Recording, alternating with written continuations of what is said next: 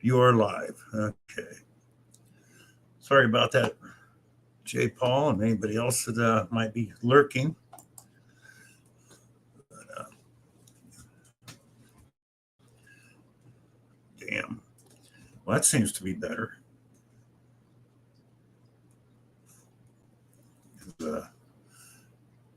Apparently, I got another USB port going out. Yay. All right, I got your link posted in the other stream. Hi, Rob Weingold. Now, as I say before it cut out, a friend of mine called me from back home and can't figure out his truck. And I go, we got an old truck with a transmission that doesn't have synchro rings in it.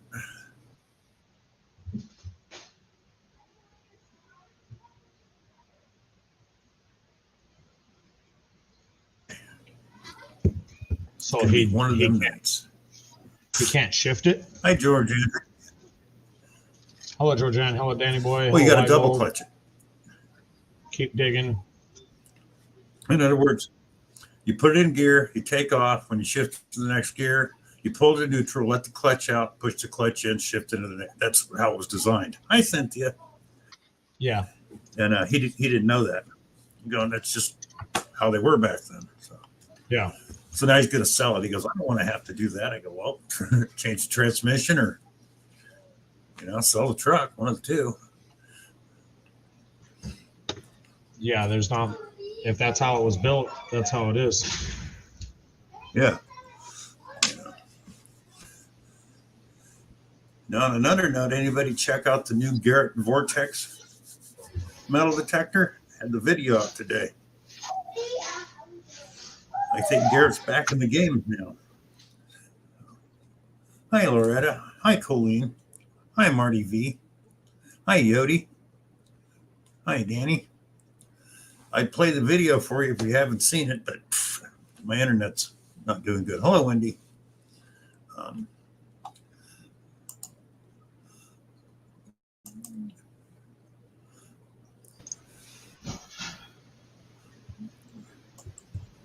See what I got going on here. Oh, excuse me.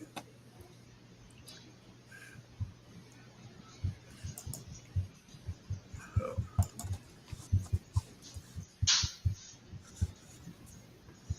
The one thing they've done that I like is when all these companies, you buy, say, an entry-level machine, then you got to buy a different machine to upgrade. Yeah. They got 3 models. The base model, they're all mechanically the same. So if you want to upgrade, you don't buy another machine. You just buy the software from them and download it.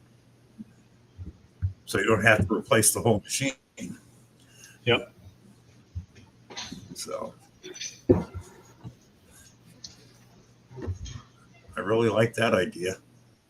I just did an update on my Nocta. It took about 5 minutes. Nice. And hi, Chop Shop. Hi, everybody. I'm going to have to buy a video card. That's all, or a Wi-Fi card. That's all there is to it. Or a Wi-Fi booster. Now, got a booster. That doesn't seem to be helping. So I don't know whether it's the card I got or it's just because I'm actually only about 10, 15 feet away from the router. So... Okay. And supposedly we got enough coming through that it should be able to run the whole house, but that hasn't been the case. So I don't know whether it's that, my Wi-Fi card in the machine or what. But with our old, we had AT&T before, which was fine with the internet, but the TV connection was crap. This one's just the other way around. What do you got right now? Spectrum. Supposedly everybody said it was much better than AT&T here. Well, I run Spectrum via cable. It works just fine. My upload speed sucks. Well, this is cable here. So. Yeah, my upload speed sucks. My download speed's good though. One of the things they did one of the things they did to mine to make mine work better, because I'm the very last house on a street. And so on the very last string. When I got them, I had a lot of problems, and one of the techs tried to tell me, he says, maybe you need to put in a cable booster to because you're the very last house on the very last string. There's not a lot of power coming down. So he suggested to me I put in a cable booster, to which I told him maybe you need to put in a cable booster because I'm paying you for the service. So they put in a cable booster on my house, and I went from calling them daily for garbage or every other day to I haven't been on the phone with them in years. Hello, Mad Max, Wendy, cool. Marty, Kingery, and that's just a plug-in box outside. It takes, it has the input straight from the pole, plugs into the outlet, and then it spiders out to the rest of my house, which is only one other outlet now, but it spiders out to the rest of my house. But as soon as we put the cable booster in, just to boost the signal strength coming from the line, everything was great. Like I say, my upload speed sucks, but my download speed's amazing, and my internet clarity. I mean, other than the only time I've had a problem with this internet is when the plug for the cable booster. It's one of those big old school, like you used to, how a charger used to be, big old fat thing. Oh yeah. In between the kids and the wind and the not having a cable secured properly and all that, every now and then it'll walk itself out of the plug. That's the only problem I ever have with it. Sometimes I remember when I'm walking by it and I just press on it a little more, press it in, and then every now and then it goes out, and I think my whole internet's out for about a half an hour until I remember that stupid plug falls out, and I walk out there and plug it in and everything again. I'll check into that. That's worth looking into. So thanks. Yeah, my problem was, I can say my problem was signal strength. Another problem. Yeah. Go ahead. Well, the problem I think I got with the Wi-Fi card I got right now, it's only a single. It's only the 2.4, not the 5 also. So I should upgrade that first and just see what happens. Well, if you pay for Spectrum Internet, you can run any router you want for the Wi-Fi aspect of it. Oh yeah. But usually I run an AC router personally. It's getting a little old now. I run an AC router personally. Those things are badass. But usually Spectrum, the Wi-Fi routers are pretty decent. You might. Oh yeah, the routers. I'm talking the card in my computer. It's not a dual channel. It's only a single channel. That might be affecting it. So I don't know what mine's running on. So let me see if I can ruin my internet real quick here.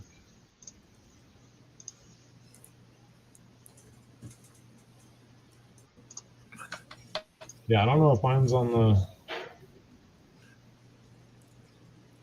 I don't know if mine's running on the 2.5 or the 5.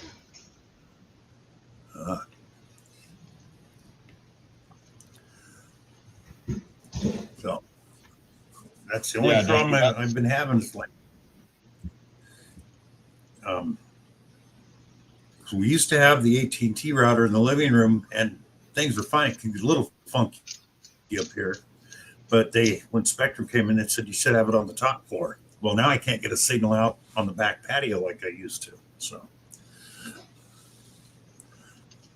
yeah, you guys might have to switch routers, but it's hard to get a good one. I was on the internet and somebody was talking about they said AC routers are just like night and day compared to a standard router. I forget what it is. Yes, what we have is we have an AC 1800, I think it is. Yeah, and the AC router, when I did that, I'm practicing, Loretta. When I did that, most of my internet problems went away. The only problems I have now is like in my very back bedroom, my bedroom. Mm-hmm. I run out of distance and signal because everybody else is running so much, and the fact that it's going through like 5 walls. So I run a little low there. I did have a booster set up for a while, and that worked a lot better, but most nights it's fine.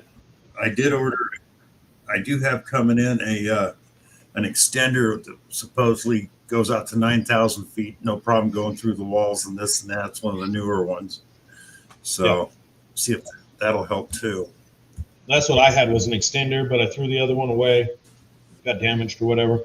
Then I bought another one, and I tried to have my son set it up for me because I was busy, and he couldn't get it to pair for whatever reason, and I never put in the effort. So I have a brand new Wi-Fi extender sitting here somewhere. I just don't know where.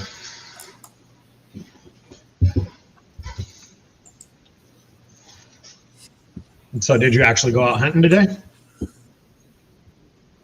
No, didn't make it today. I had too much stuff. I'm going to go out tomorrow. Grab one of my old machines, dust it off. I'm going to take it out, do some coin shooting. It's been sitting in the closet too long. It needs to be used.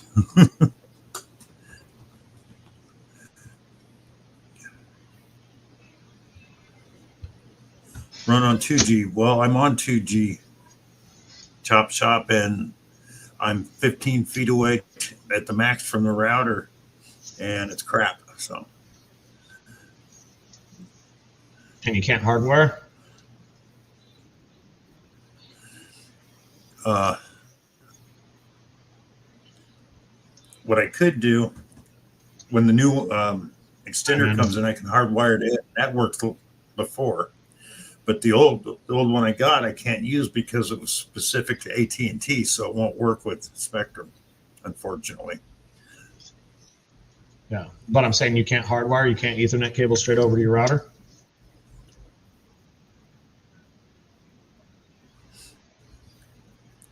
Yeah, I could, but I have to go along the floor and all that. I mean, because otherwise I'd have to go through up through the attic and down in. So That's what I would probably do, is just drill a hole in the roof and go over where the router is and drill a hole in the roof. But whatever works for you, you'll figure it out. Oh yeah, I did that before back home. The wife, when she was alive, was into video gaming, and the router was in my bedroom. So when she tried to do on Wi-Fi, there'd be too much lag. So I just hardwired it through the house. So correct. Yeah, my old work, he fought the internet continuously for the smogs, because we can't do California smog without internet anymore. And he fought. Yeah, I know. He was in an argument with his router once a week, and he was over there arguing with his router and his systems. One day, I'm like, why don't you just put an Ethernet cable on it? You can't get an Ethernet cable 50 feet long. I'm like, they got a 100-foot one at Home Depot in stock, $12. That dude, I've never seen him spend money so fast. He's gone. And he went and ran that Ethernet cable and never looked back. You know, we just stapled it. We ran it up in the bay and then stapled it to the wall. So we had all our other cords and stuff that dropped down from the ceilings anyway. So it was just another cable in the bunch that were all zip tied up. You know, it's not that there was that many. But, hi, Chop Shop. Hi, Amanda. Hi, Cynthia. Hi, Dawn, Relic Reaper, Judy, Georgianne, Marty V, Jim Steele. Glad to see y'all here tonight. Thank you for being here. 13 minutes in, you remembered to say hello? Yeah. Time to start saying hello to people. Hi, Loretta. But,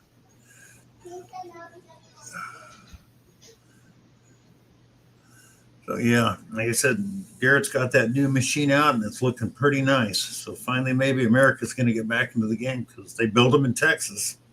And I'd much rather buy American than Turkish or Australian that's made in Malaysia. So the problem with made in America is the likelihood of me believing that they make everything in America is not very, very high. You know, I would have no doubt they assemble them here, but it's still the same Chinese chips.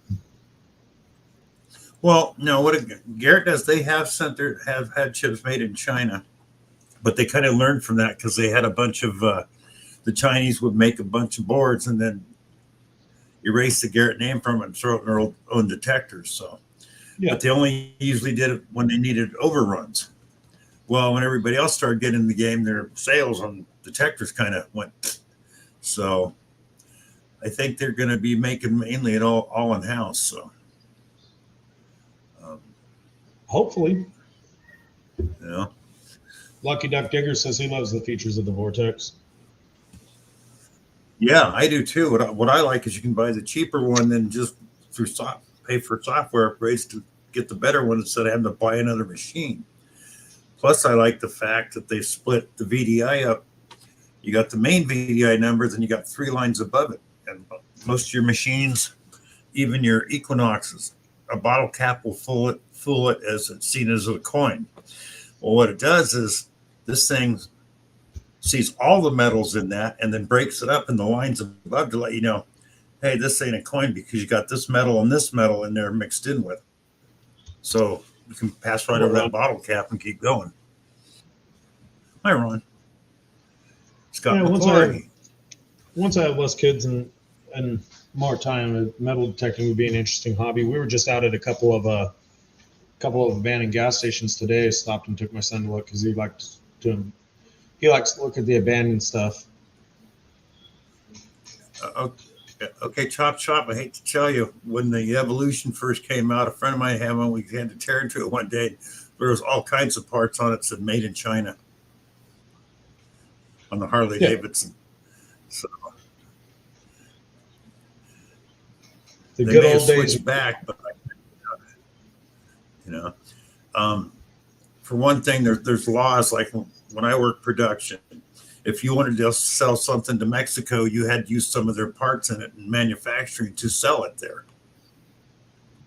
The North American Trade Act. So, and of course, they have international trade acts too. The only thing I always hated before they even did that is, I don't know if you run into it anymore, but international up until 1962 was all international. After that, you could have 8 international pickups lined up, same model, and they'd all be different. You couldn't interchange anything because this one would have an international motor with a Ford transmission and a Chevy rear end. The next one would have an AMC motor with a Ford transmission and an Eaton rear end. That was bad enough. But then you get 2 trucks with all the same components, but one's built in Canada. Well, you're not reading the tag, so you don't think about it. You go and buy a master cylinder and you go to bolt it on. It won't fit the one made in Canada because they have a different bolt pattern.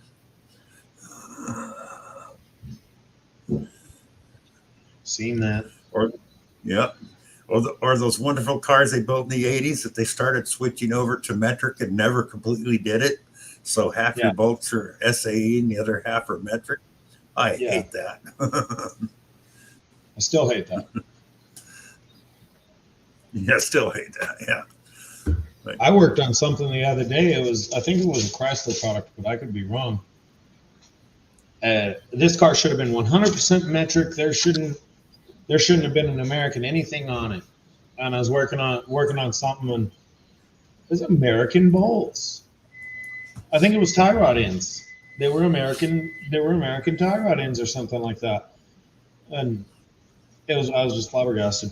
It's stupid. Or some of those ingenious things they came up with, like late 70s, early 80s Jeeps with the Motorola electrical system on them. You ever work on any of those? I'm sorry. As soon as you said late 70s, early 80s Jeep, I went deaf, blind, and dumb. Okay. Well, they have a Motorola electrical system. And the bad thing is when you go to test it, if the battery's not up to 14 volts completely, nothing tests right. I know. I freaking hate those. Dodge is going back to that. The new Dodge Ram, the newer Dodge Ram Cummins, about 15, 16 newer. I don't know exactly what year they started with it. The Dodge cars will do it too, but the Cummins engine, the diesel engine, is really bad. If your batteries are just a little bit low, it will not electrically send signal to the starter. So basically, and the batteries get that worn out after 2 years. So basically, if you're 12.2 on your batteries and not 12.3, it won't try to crank it. It won't try and get you out of anywhere. It just will not send the signal. I used to tell people, they thought I was ripping them off at first. I'm like, hey, I'm not trying to sell you batteries. I said, but you need batteries. you hear how that's got just that little bit of a slow crank. They're like, yeah, just a little bit. And I explained to them that Chrysler was going to do that to them, and they're like, those batteries are $500. They are, and they're like, well, all right, a couple months I'll get it done, and then they're usually back within a week. Those rat bastards! I walked out in the morning, it wouldn't start. And the battery's not even that low. It just won't. It won't allow it to give a slow crank. An older car, most cars they'll let you really get that slow crank out of them. Nope, not on the Cummins. Yeah. If it ain't perfect, you don't like it. I've seen so many people who piss off about that. Yeah, I mean, in ways the newer cars are better, and in other ways it's like, what are you freaking thinking? That's exactly it. I'll take a new car over an old car any day of the week. But some of the stuff they do, it's like, give me a break. Hello, Bart. I know. I would take. Hello, Mary. Any year of the 40s, Chevy or Ford with a straight 6 up into the 50s with a straight 6, because those freaking things will just go and go and go and go, or even a Dodge with a flathead 6 from the 50s. Those run and run and run. But I would update like the brakes to disc, get rid of the drum for sure, But as far as the motors go, here's one I'm sure you know.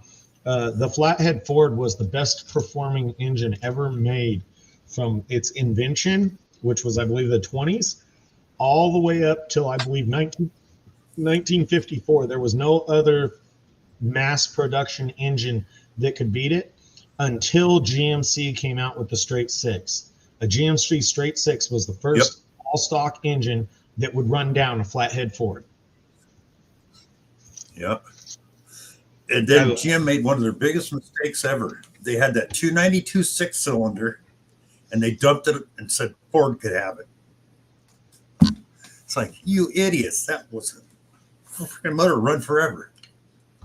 Well, even the Toyota straight 6 is based off of the GMC straight 6. They're all all the straight 6s were based off of Chevrolet General Motors design. And what they could tell people, I go, if you really want to get crazy with an old Jeep pickup or whatever, to this day you can still buy a GM flathead industrial 6-cylinder, 218.6, in the crate, ready to go. Well, have you seen the straight 8 in the car? Because You ever seen a straight 8 in person in the wild? Yeah, I've seen them. Yeah, I've heard tale of them, and I've seen them in video. I've never seen one live in the wild, but I was watching some of my mine exploring channel. I've seen one. I was watching my mine. Then you go the other direction. You go the other direction. That little 3-cylinder diesel they made. You ever see one of those? Lots of companies have 3-cylinder diesels. Hello, Vincent. No, General Motors. General Motors in the early 60s made a little 3-cylinder diesel. No, I never seen it. Yeah. And another thing is, okay, you have your Detroit diesel V6s. Then you have your General Motor V6s diesel from the 60s. And a lot of guys thought they were the same. Two completely different beasts. Yeah. And the General Motors one, or the one they put out in the cars and trucks that they switched over to diesel, it was the gas block, and they just turned them into diesels instead of redesigning a whole new motor. And they sucked. They did that on the 5.7 in the 80s. And they were talking to some of the engineers on it or whatever. They're like, if they would have given us the time and let us build a new block, they said that would have been the best engine that had ever been built. They said, but they gave us gasoline blocks and they told us convert this engine. They're like, we did the best we could, but it's not a diesel block. It's not made for that. Yeah. Oh, your brother bought a T-Bird, huh, Danny? You think it's a T-Bird? T-Birds were good cars. They really were. I'm glad one of us likes them. Oh, I'm talking the early T-Birds, not those things they put out in the 80s that they called T-Birds. Well, you got to remember, I'm a modern guy. All I know is these newer Thunder chickens, and I don't like them. Yeah. They ran good when they ran. Those things were a piece of junk. What, 80s, 90s? Oh, yeah, my dad had an 87 too. He loved it. I hated it. Was it the turbo? No, it's just a standard V6. He only had it 2 months, and the tranny went out in it, so he had to put another tranny in. But I mean, it ran, it started, it got him there and back. It did that. It did its job. Backbreaking. If you have a Packard, you're a lucky man. Oh yeah, that and DeSoto's two best cars ever built. The only reason they went out of business is they never died. Who, Packard? Or DeSoto, either one. Those things just go. When Packard, my dad was alive and working, Packard had a thing. Working. Part of when they went out of business, some other competitor beat them by like $500 on a car. And even though the Packard was a 10 times better car, I think it was Ford. The competitor just murdered them, and they could not stay in business.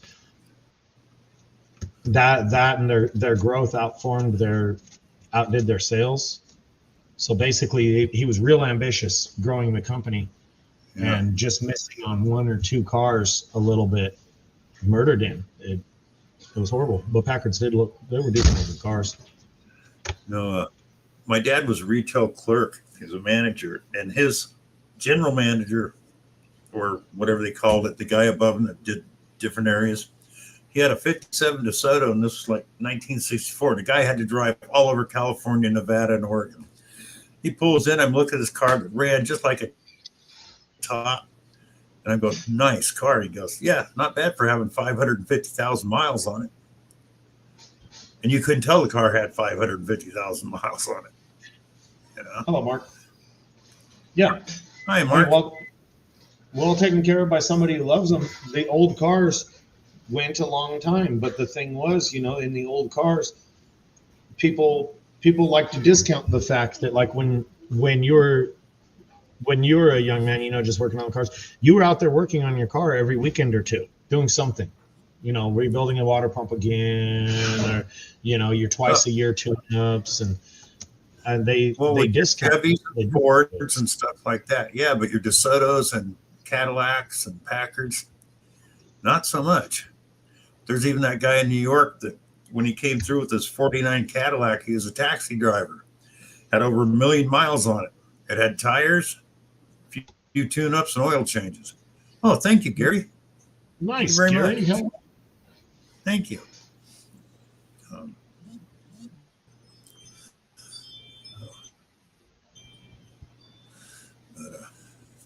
Yeah. Now, some of the old cars were really good, and other ones were just the working man's car that had to be worked on all the time. So, like Studebaker, I loved them, but those things were a pain in the ass. Vacuum ran windshield wipers, vacuum fuel pump. You know how good a vacuum fuel pump works? They don't. Yeah, I get. So you buy an electrical one and all that stuff was gone before I was born. Hello, Wally or William. Mark, I don't know whoever thought. That's like my dad's 40 Chevy, which I wish I still had. We disconnected. So it had this vacuum assist shift. Well, the problem is the more speed you get up, the more vacuum you lose. So that thing really didn't help you. It hindered you. So we cut that baby right off. Well, I still have a 50 Willys pickup hiding in a garage. You ever drive it? No engine in it. No engine. When I was like 18 to 20, I had the money to fix it, but I didn't fix it because I knew I would destroy it. I knew I would lose it, and it was my dad's, so I just left it sitting there until I had the time and the money and skills, which I got.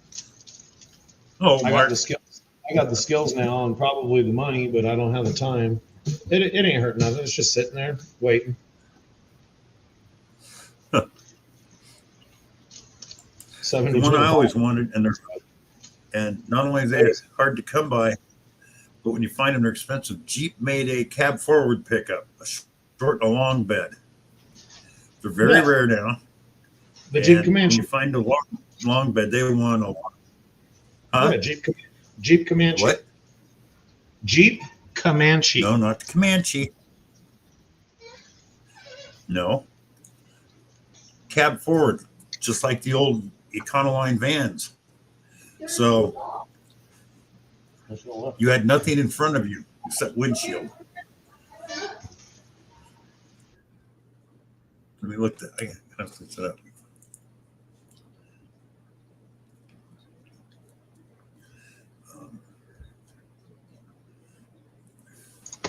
I was listening, man. I got to find a picture because no, this was a total cab forward. It wasn't the Comanche. You're talking about a cab over? Cab over. They called them cab forward back then.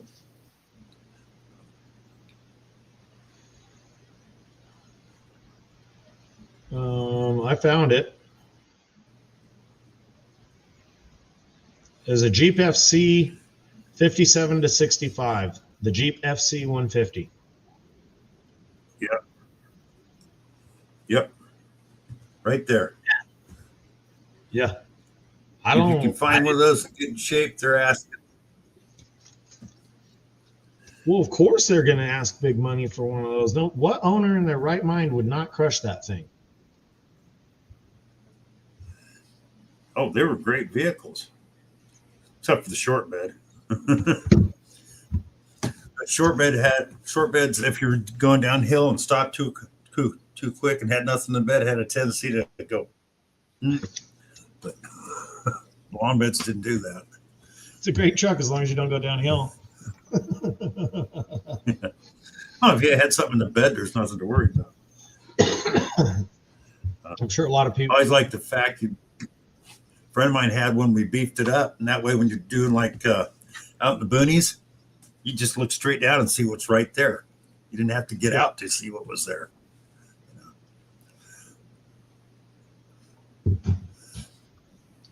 Gary, have you watched the Garrett video on the Vortex yet? I think Garrett's finally got a new machine out that'll be a contender. So,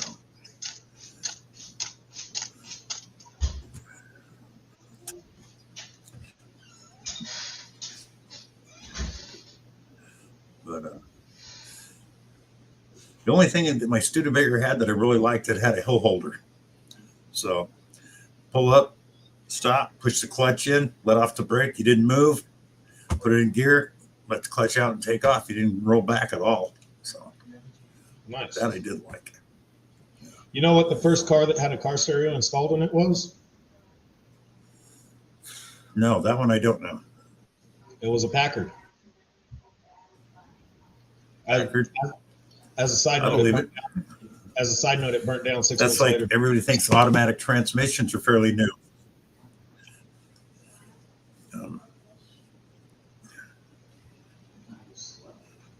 First automatics came out in a Rickenbacker in 1933, I think it was.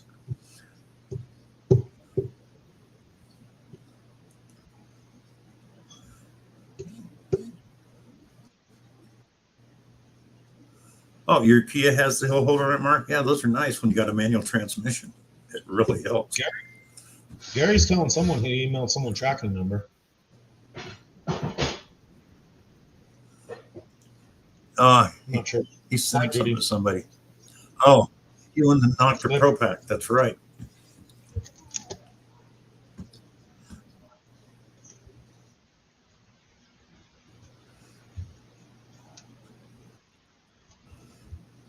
Well, you mean, yeah, the new Vortex, if you buy like the VX5 and you want it to turn into a VX7, you just buy software upgrade, download it over the internet and go, instead of buying a whole new machine.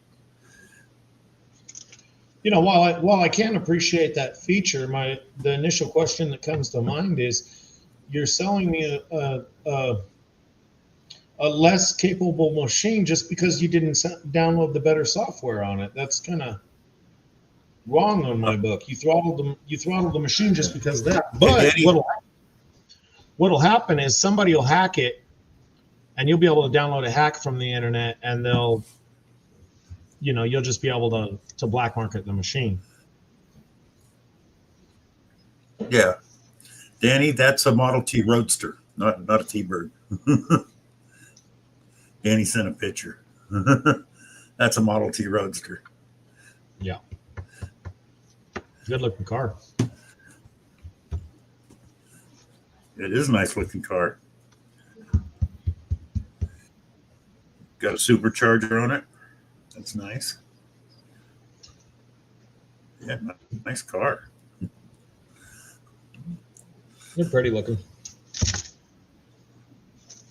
But yeah, the Garrett VX5 starts at $450 pre-order through, I think, Detector Warehouse or somebody like that.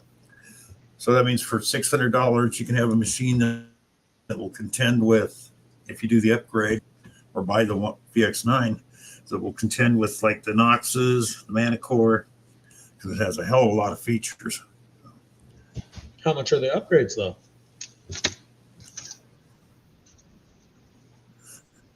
If you have the VX5 to upgrade to the VX7 is $65. To upgrade to the VX9 is $150.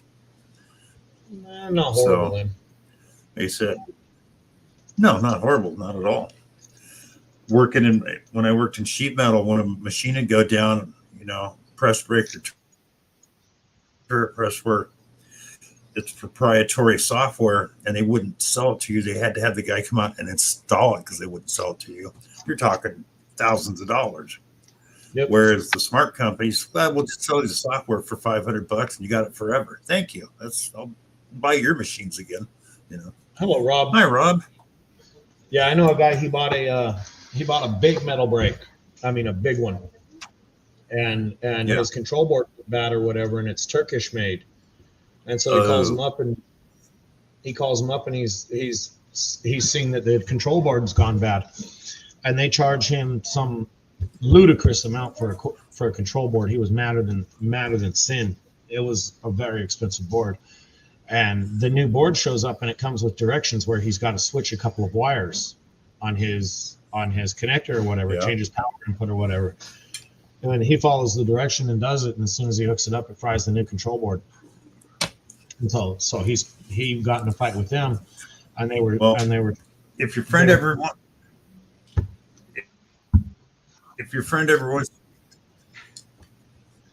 you're breaking up bad, and you froze. If your friend ever wants to get rid of that piece of junk and buy a good one, tell him to look into AccuPress. Oh, he knows. That's what he does for a trade. He's just not going to buy it. When you're talking, I don't know how many ton it is, but I know it's like 20 feet long. It's a big boy. Yeah, that's what I used to run, a 250-ton, 20-foot machine. One of them. I ran many. But I ran from, companies from AccuPress to Cincinnati to Amada, Diacro, all different companies, and a company called AccuPress, which is a Canadian-American venture. They sell you parts at cost. You want software for your machine, they email it to you so you can download it on a disk instead of having to have somebody come out and look at it. And if you got a guy that can work on equipment for free, they'll have a tech walk you through it, talk to you over the phone while you're doing it, and tell you what to do. Nice. Great company. Yeah. Well, Rob. I almost went to work for him, but I decided to get out of the metal trade because I didn't want to travel all over the place to install machines and set them up. So, how you doing, Rob? Hey guys. Hello, Don. Did you do trivia tonight? Yes, we did. Oh, hold on 1 second. And? Hold on 1 second. Let me answer. No, you can see by his demeanor that they came in middle of the line. They would have done better, but it was one of his answers. Partially. Not completely. Oh, you're not going to completely admit it. We understand that. When they come in real close, he's real happy. And he's even extra happy when they come in close and lose, but he was right and the rest of the table was wrong, which is why they lost. You can tell by the demeanors. Hey, $10. Ooh, third place, $10. Nice, Rob. We finally got on the podium. There you go. And it was only 4 of us, not our traditional 8, because the 2 other couples, the one couple that lives the next street over, and then their neighbors across the street that used to live there, they moved a few miles away. But those are the 2 couples we do game night on Friday, and No problem, Danny. they've all gone back to Michigan. But not only did we get 3rd place, we got 2 free beer coupons. Now, I don't drink, but the guy next door, Joe, he called me about 5:15 and said, "Hey, could you or Denise come over for about 15 minutes?" I said, "Well, she's out of town." I said, "So I'll come over." And he needed help. He's putting a vinyl fence up. I don't know if I told you guys a few weeks ago, he came over and helped Denise and I finish the last section of vinyl fence. We replaced the wooden fence. So we've been trying to help him put his vinyl fence up. And he's got that nice boat that we go out in the Gulf of Mexico with. So he custom designed 2 of the panels to turn them into fence posts. And we bought the metal anchors that slide inside the vinyl fencing. And he's an engineer, so he's been out there figuring all this stuff out. So today was the day to see if it all fit together, but it was windy, so he needed somebody to hold the 2 big 6-foot vinyl fence parts up where he bolted them into the metal, and they fit absolutely perfect. Well, that's not how I expected the story to end at all, Rob. Well, no, he's an engineer, so I didn't design it, he did. Well, yeah, but if I call Rob over to hold a fence post up for me when it's windy, I at least expect a small flight out of it. No, I sucked up the pain with the hip and just stood there and held the fence as long as he needed help. Come on. My old plum. Thank you, Torchy. Give me Torchy was the first one to leave a comment on Monday Digs before it even started.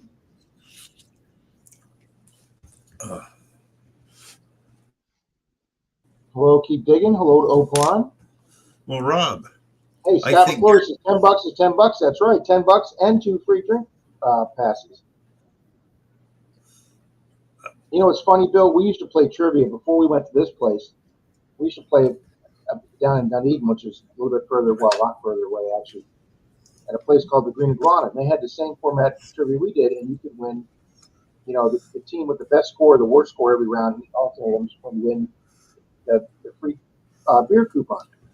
So we've been playing there for months, and when we give them our coupon, we say, you know, they take it off for Cokes because Denise and I don't drink, and a lot of the other couples we went there with don't drink. So about 6 months into doing this, 4 months into doing this, the waitress came over and she says, I can't take this for Cokes. I said, we can't take this for Cokes. You can give them to you for Cokes for 4 months. Gary.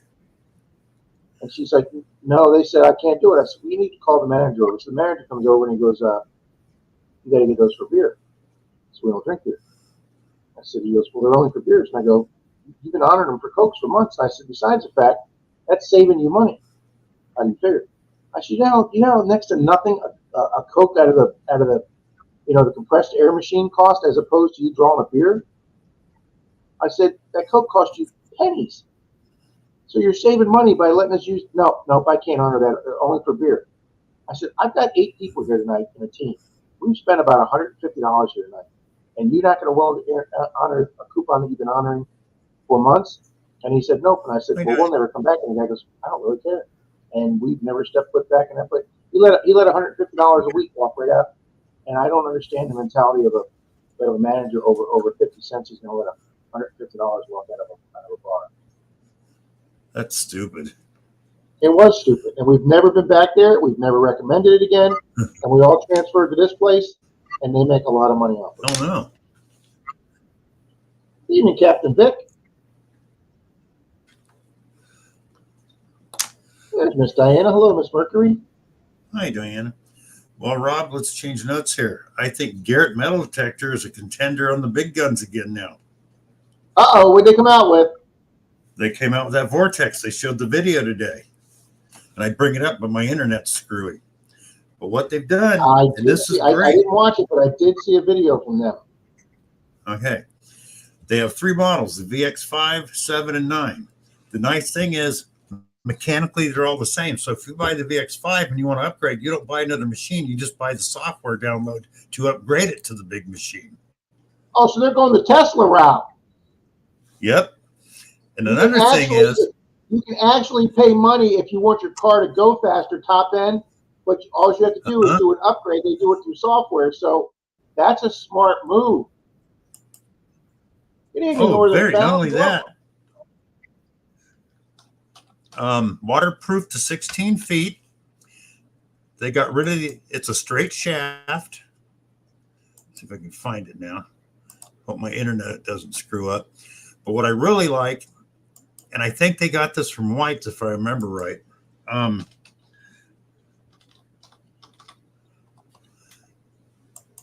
I can bring the video up and share.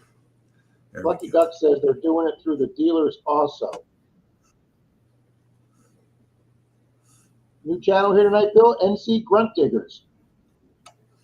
Okay, I'm going to try this and share this, and hopefully it works and won't screw up my internet like it did before.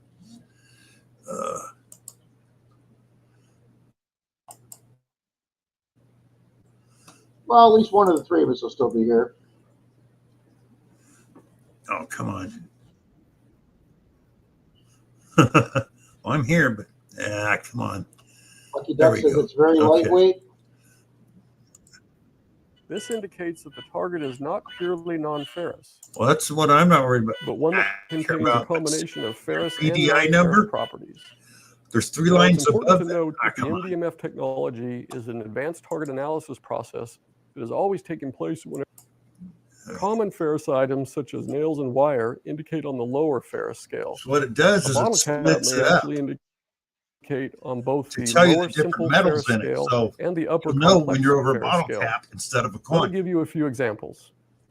The lower scale, which runs from the target ID numbers of Very 0 to interesting, 39, but they're still is sticking reserved with for the what push button. or common iron items. Ferrous items such as nails, tacks, screws, Evening, etc., Terry. will generally show Hello, on Tim this Man. lower scale. A pure non-ferrous Oh, boy, you item, can such hear as a that. coin, That was will generally ferrous. show a consistent target indication on Yeah. the center scale of the Wait a VX9. minute. Like he said, when he gets This to where central it splits it conductivity up. scale maps targets with IDs from 40 to 99. In the case of this silver coin, its digital target ID number is 78, and its target identification aligns with 78 on the scale.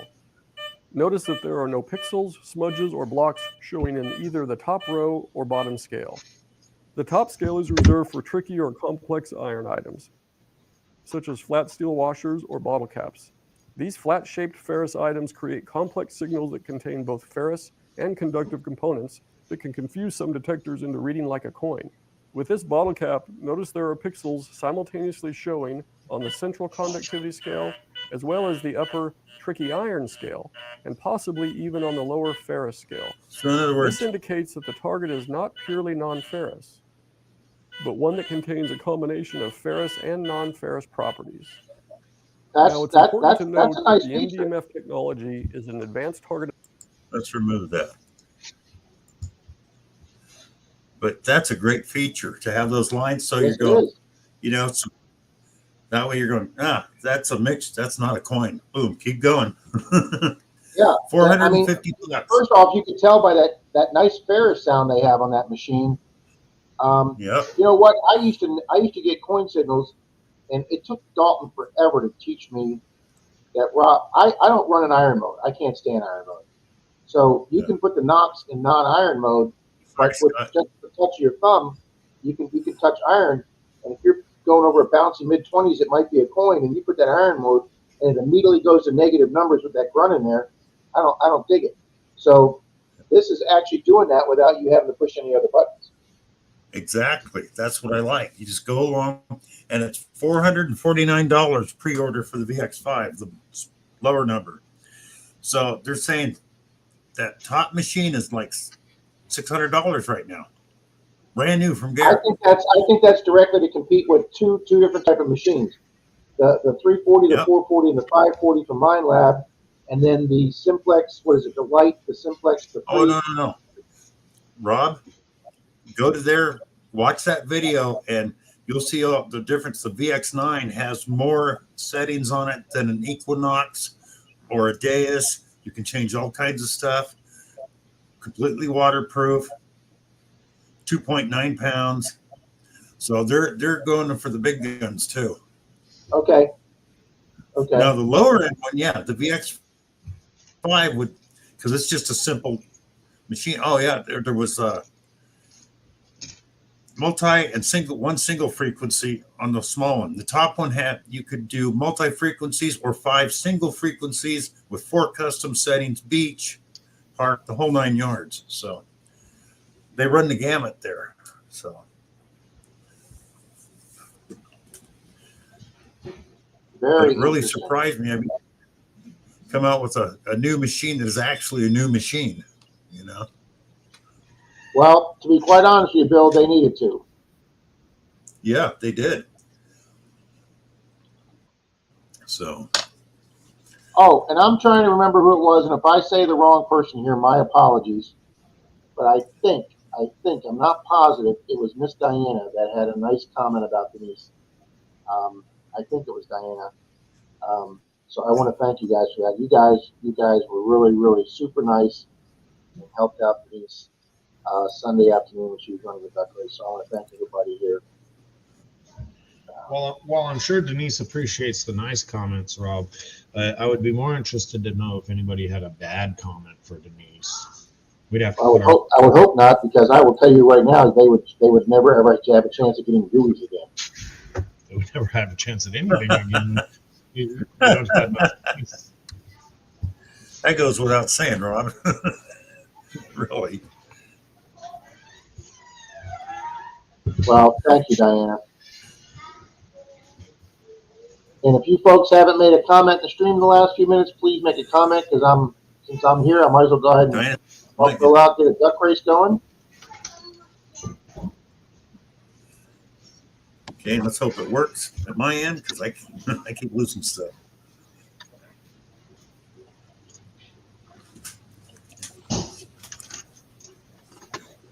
Yeah, but Diane, I know it's 2.9 pounds, but it's a straight shaft. It's not the old curve shaft anymore.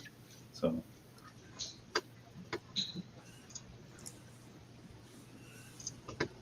Well, you know what? Almost every detector right now is. I mean, I know the Noxes are right around 2.9 pounds too. Yeah. Well, while ain't detecting.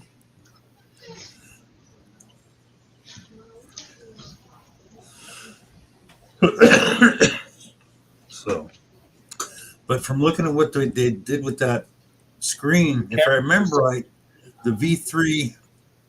Oh, come on. The company they bought. Whites. The V3 Whites worked that way too. So they incorporated it from that. Well, I see they kept the touch pads, the little press-in buttons. I think Shane will really like that. That should help Shane the blind treasure hunt. Oh, heck yeah. They're all waterproof to 16 feet. So.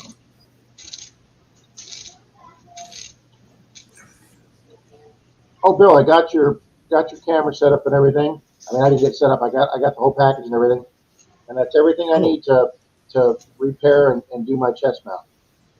All right. Good. I already got it charged up. Well, enjoy it, Rob. I know you're going to like it. Well, thank you, sir. I don't think anything's lighter than the Xterra Pro. That is the one great feature about it. It's super light. You can swing that thing all day.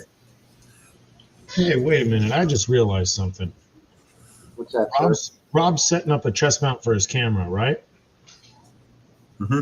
Is he going to be pointing that level at the level of the other beachgoers' chests? I mean, these could be viral videos.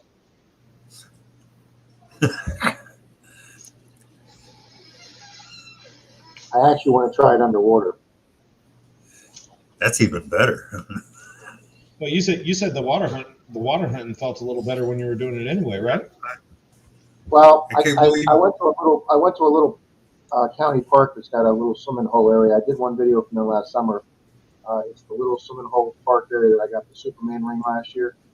I went back there this year, and I put we hadn't had rain in so long. It's funny, when I got there, I started recording, and I said, they shortened or shrank down the swimming area, because it seemed like the swimming buoys were like they were like 10 feet from the beach, and I'm like, why would they make the swimming area much smaller?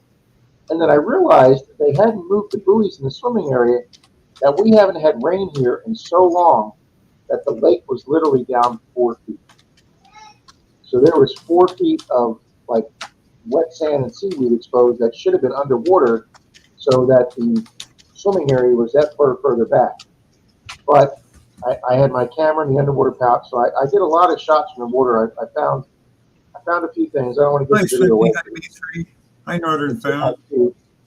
But I really, that's the first place I'm going to try Bill's, because I can get to it without a lot of long walking. I've got a Clearwater Beach video coming up with Denise K. And you guys will not see me walking in it, because you're not going to see me walking, because it's just too painful to watch. But yeah, I would need to go right to the water, Zach. I can't do 2 hours on the dry sand anymore. Yeah.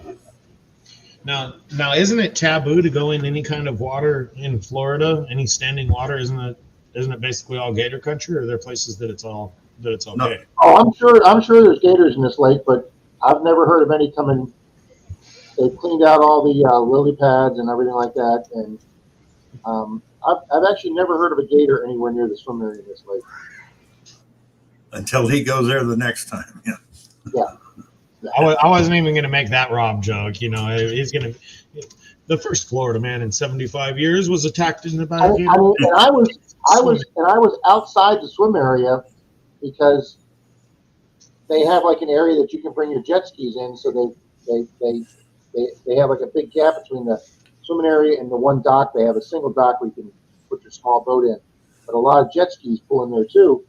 So I was hunting there, and that's where I got my 3 best finds, outside the swim area. But I was worried, because I was outside the swim area, and I'm like, I'm trying to, and I was chest deep. I was up to my neck. And then some lady came in a bikini on her paddleboard, and her boyfriend, her husband, pushed her out for like 20, 30 feet past me out in the lake, and she's on a paddleboard, and I got thinking, she's a much more attractive target than me. So, I don't have to outrun the gator. I just have to outrun the other person that's outside me on the beach there. Yeah.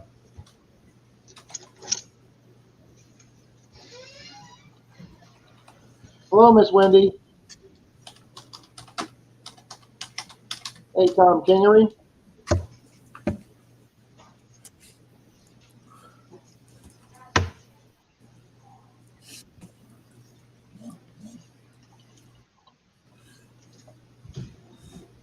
Okay, how many people we have in here, Bill? 32, 33. I've only got 26 people in the race. 32. I'm showing. B3 Relic Recovery came in. Welcome, B3 Relic Recovery. It's been a hot minute since I've seen him around. Marty says you have to hobble faster than the other guy. So. Yeah, that's about what I'm down to, is freaking hobbling. Me and him both, Marty. So believe me, I can't run. There's no way. I just have to trick the guy next to him. I'll give you credit, Bill. I don't know how many videos it's in, but I watched 1 or 2 videos where you were showing your finds. I don't know how old they were, but you were right there while you're detecting. You can see your cane, so you're out there swinging. You're out there swinging a cane with a detector. That's dedication. Yeah, well, hell yeah. I'm not going to sit on my ass and die. I mean, if I'm going to die, I'm going to die out doing what I like to do, Yeah. And that way I could save funeral expenses, because the coyotes and shit can eat my body. I don't care as long as I get to go. I mean, who wants to die sitting in their room? We might as well fall in a 100-year-old septic tank. I can't. Exactly. Jim, thank you, Jim. Glad you enjoyed them. She made you a huge batch there, so I'm glad you're enjoying them, Jim. All right, Northern Found. I got Northern Found in the race. I got Wiley detecting. If you guys haven't left a comment in the last few minutes, please make sure you leave a comment. I got 27 in the race, but we got 32 here. So I need 5 of you folks. I typed something, but if I stay out, it's no big deal.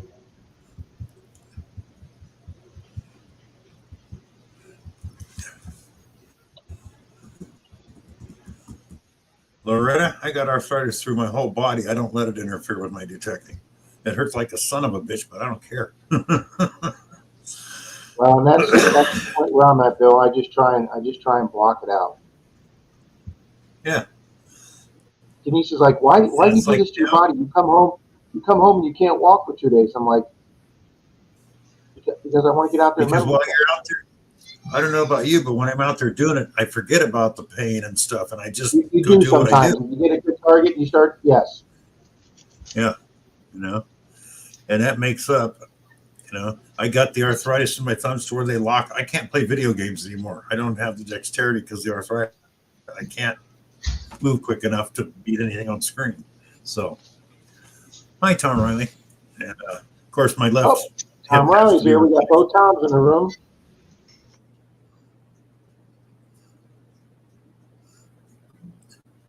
Oh, there's Yodi. Leave me a comment. Thank you, Yodi.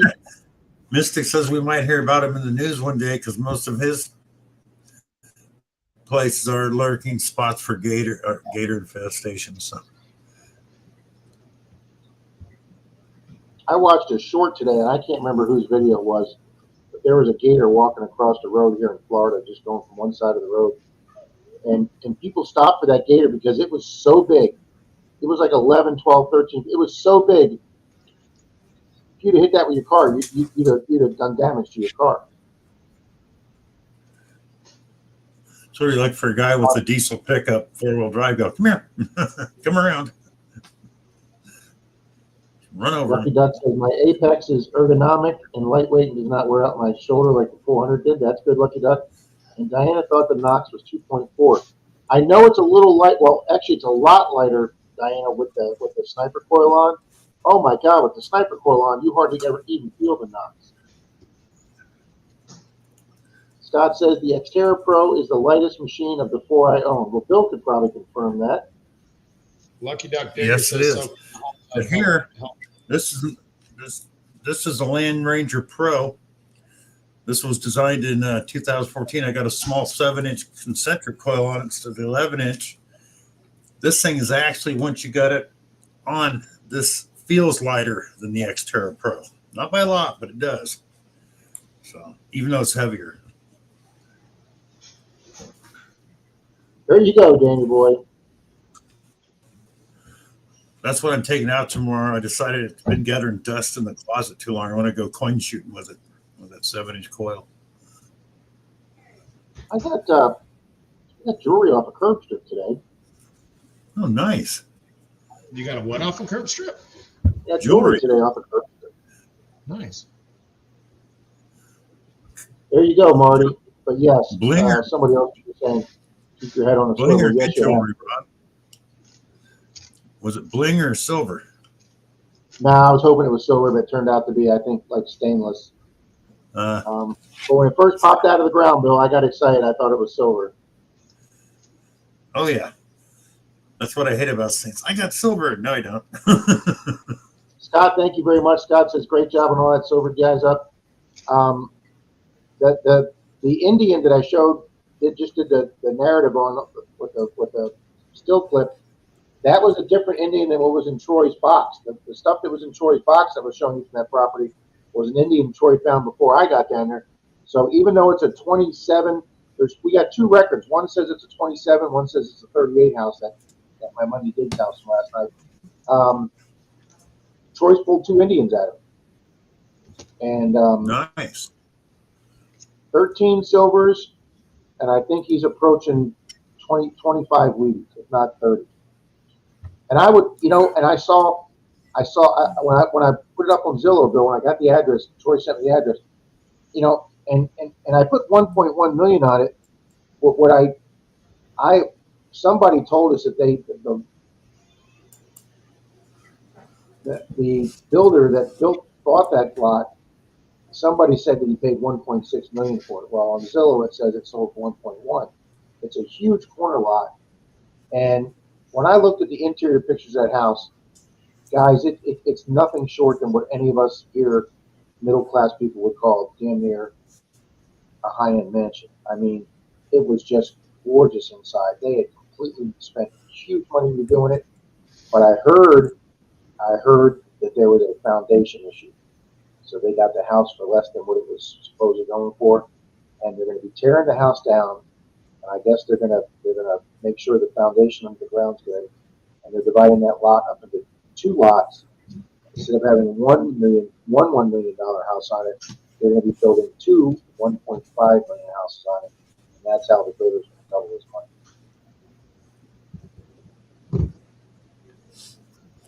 I mean, it's like you're tearing down $1 million houses to build $2.5 million houses. When I worked construction, when I basically was a kid, I used to have to do some of it up in Tahoe, around North Shore, places like that. And some of those places up there, you just amazing what they spent even back then on them. Well, we had this one, we were installing a spiral staircase.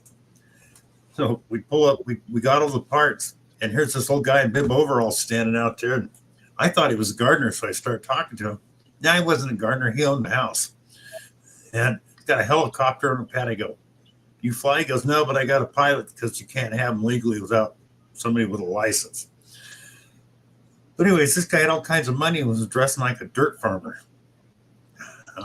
$4 million. I will tell you a story about that. When I was between police departments and I was waiting to get hired by the department that I eventually went to spend years at, I was selling health insurance, and we had 3 girls in the office, and they would call people, and they would get us leads, and then after our morning meeting, they would hand us leads. Well, I got this lead out to this country redneck white trash area, and the reason I got it was because I drove a pickup truck, and it was all potholed dirt roads out there. And Bill, I got out there to the sorriest single wide. I mean, you can't even call it a mobile home. It was flat out a trailer. It was nasty. Okay, the guy took me in his house, and he had an old style like linoleum top table, but his chairs were so old that he had cut a piece of plywood for the bottom part, but for the top part, he didn't want to spend the money. He didn't want to spend the money for a piece of plywood, so he had dogs, and he used to buy 50-pound bags of dog food in the big heavy cardboard bags. He had those 50-pound bags of cardboard over the back of the chairs, the 2 railings on the chair, and he slid those over. And that's where I sat. I gave him my insurance presentation to him for health insurance on chairs with dog food bags as the backing of the chair. So when we sold a policy, we had to get a minimum of 1 month of the policy to start the policy. But they always said ask for the full year amount, because your commission was based on how much you got on that initial thing. So just to throw it out there, I told the guy, I said, yeah, I need health insurance. I'm definitely interested in this. I said, all right, your first year policy, your first year payment to cover you for the whole year will be like $790. And the guy goes, okay. And he got up from that paperback chair, walked into his bedroom, and he came out and counted me out 8 $100 bills. He had dog food bags on the back of his chair, but he had $800 cash in the bedroom. I got better than that. Yeah. Better than that, Rob. When the Indian casinos started going big down in Southern California, early 2000s, like Morongo and all of those, Morongo was one of the really big ones. Part of the thing with an Indian casino is every tribe member gets a cut. It's divided, not always equally, but every tribe member gets a cut, and they all got some pretty good checks. So early 2000s, when the economy was booming and those people were doing good, they were getting $20,000, $30,000, $40,000 checks a month per Morongo Indian, and usually they marry within their tribe, so there could be 2 in there in the one house. You go through their video, their reservation or whatever. You're driving by what can best be described as lean-to shacks, falling apart shacks of houses with 2 Cadillac Escalades parked in the front yard. I don't understand that, Zach. Me and my buddy Steve were talking. We missed a turn on I-65 coming out of Tennessee. We were coming out of Nashville, Bill, and in Nashville, the interstate breaks up 2 ways, and we're supposed to go off to the right. And I was busy for my video. I was busy filming the Batman building that's got the 2 big spires. I call it the Batman building. And we were paying attention to the Batman building, and we just curved around to the left, and we missed our turn to the right. And about 45 minutes in, we were kind of in rural interstate. Steve goes, we should have made that turn to the other interstate. And I got my phone out, and we screwed up, and it took us another 40 minutes to get all the way over eastbound to I-75, and then we doubled down to I-75. Well, we lost like an hour and a half on that stupid mistake. We left Kentucky. We left Bowling Green at 9 a.m. and we pulled into his driveway at 10 to midnight that night, almost 15 hours. But it was some of the most beautiful country I've ever driven through. But Steve and I were talking while we were driving, and Zach, that's something exactly we were talking about. I don't understand with all the money all these Indian casinos are making, why every person on that Indian ground is not living in what should be a middle class house. I don't understand it. I just don't. More than just their culture. Some people from some traditions are just ingrained in the hand-to-mouth culture.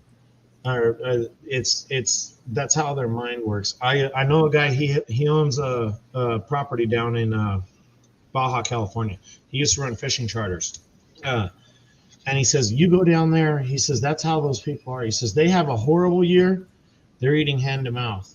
They have a great year, they're eating hand-to-mouth. And he says I'm talking to him. And I'm like, don't. You know, you're having a really good year. Aren't you going to save? Aren't you going to put some of this away or things like? No, there's next year. They don't. They just use it all. I dated this beautiful woman when I was at Largo PD. I mean, centerfold beautiful.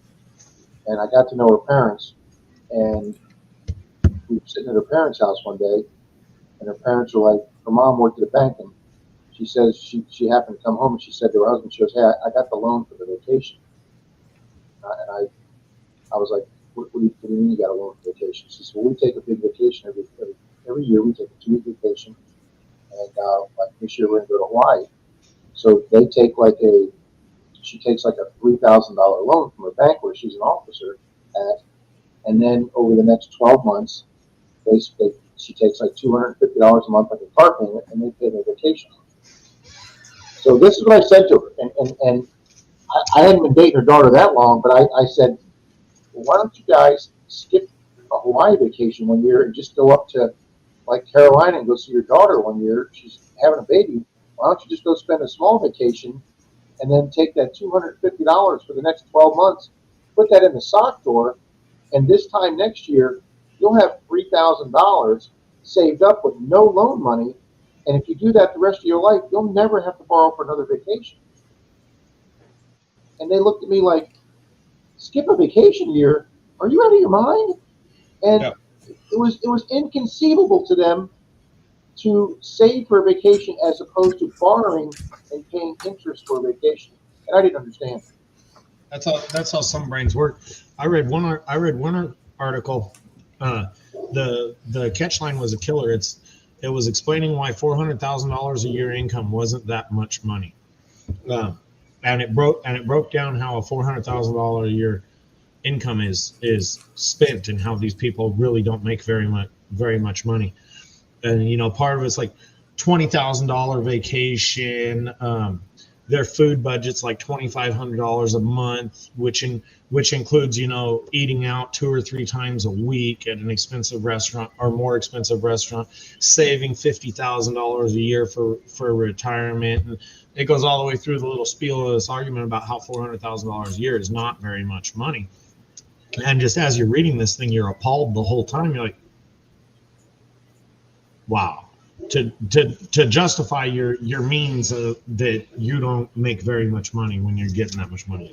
I am proud, and I'm not disparaging anybody here that does this, because you spend your money the way you want to spend it. I am proud to sit here and say that I have never spent one dime at Starbucks.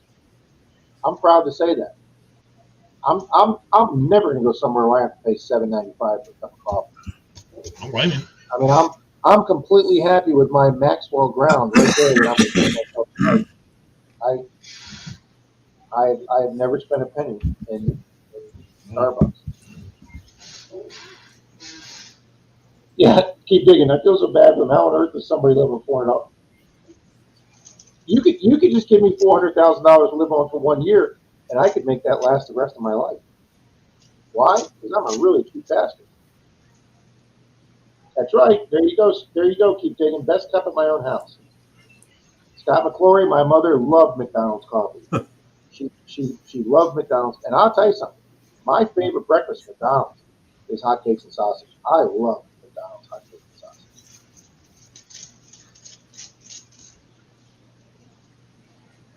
Ooh, if anyone comes across a peach-flavored Pepsi, it tastes like you're eating a peach with soda syrup. Well, if you guys want to try something that's absolutely, totally bad for you, Twizzlers just came out with vanilla cream Twizzlers with the little bumps of sugar on the Twizzler stalks. I mean, it's like eating the vanilla orange sickle soda. We had 4 guys and we polished off that bag of Twizzlers in minutes. No, Tom, I wasn't driving, and Bill was only about 67 miles from where we were on the interstate. But my buddy wanted to get to where we were going fast. But I have told Bill the next time I'm up that way and I'm in charge of driving, we're going to stop and see Bill. Yep. Well, there you go. If you get gift cards, there you go. No, we didn't, Tom Riley, but we're going to next time he comes through for sure. Oh, I love McDonald's. And hopefully Charlie's brother too. So.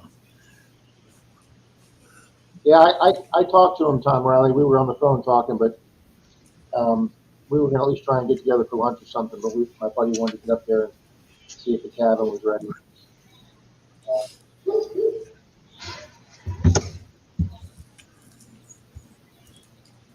Well, we had a good trip, guys. It was a fun 5 days. 2.5 days of that was on the road, and then 2.5 days up there. But it's a really nice KOA. It's very relaxing. Before the KOA, take 3 steps, and you've got a fishing pond. So the 2 guys that brought their 2 young sons, one was 10, one was 13. It was the first trip up to Bowling Green, the races. And if we weren't at the racetrack or we weren't doing something, those kids had their fishing poles in the little fishing pond. I mean, they were just catching bluegill and stuff, but they were having a blast. Scott, this is the top of one of my invoice books. It's a 3-part book that I pulled 2 of the staplers out. And I don't know if you guys notice when I'm on the streams a lot, I fidget. So I pulled 2 of the staples out and I just left the 1 staple. So it's what's left of a 3-part book, so 150 pieces of paper. And I'm just fidgeting with it. Oh my God, Jim still says I did break down and had Chick-fil-A for the first time this year. Oh my God, Jim. Denise and I could live on Chick-fil-A. Best fries. I'd put those waffle fries right up there to McDonald's fries. And Wendy, nothing wrong with that if you've been given Starbucks gift cards. I got no problem using a gift card someplace I wouldn't normally eat. You're not paying for it. No, it's just a toy. Something to play. I still haven't eaten at Chick-fil-A yet. Oh my God. I mean, I will rate the 3 best chicken sandwiches I've ever had at chains. Number 1, Chick-fil-A, and that counts with the waffle fries. Number 2, I would say my 2 and 3 is a toss-up between Zaxby's and Popeye's chicken. Both Popeyes and Zaxby's make a really good. Zaxby's is a little more expensive. I just had Fat Burger for the first time today. Not too bad. A little expensive. We don't have those here in Florida.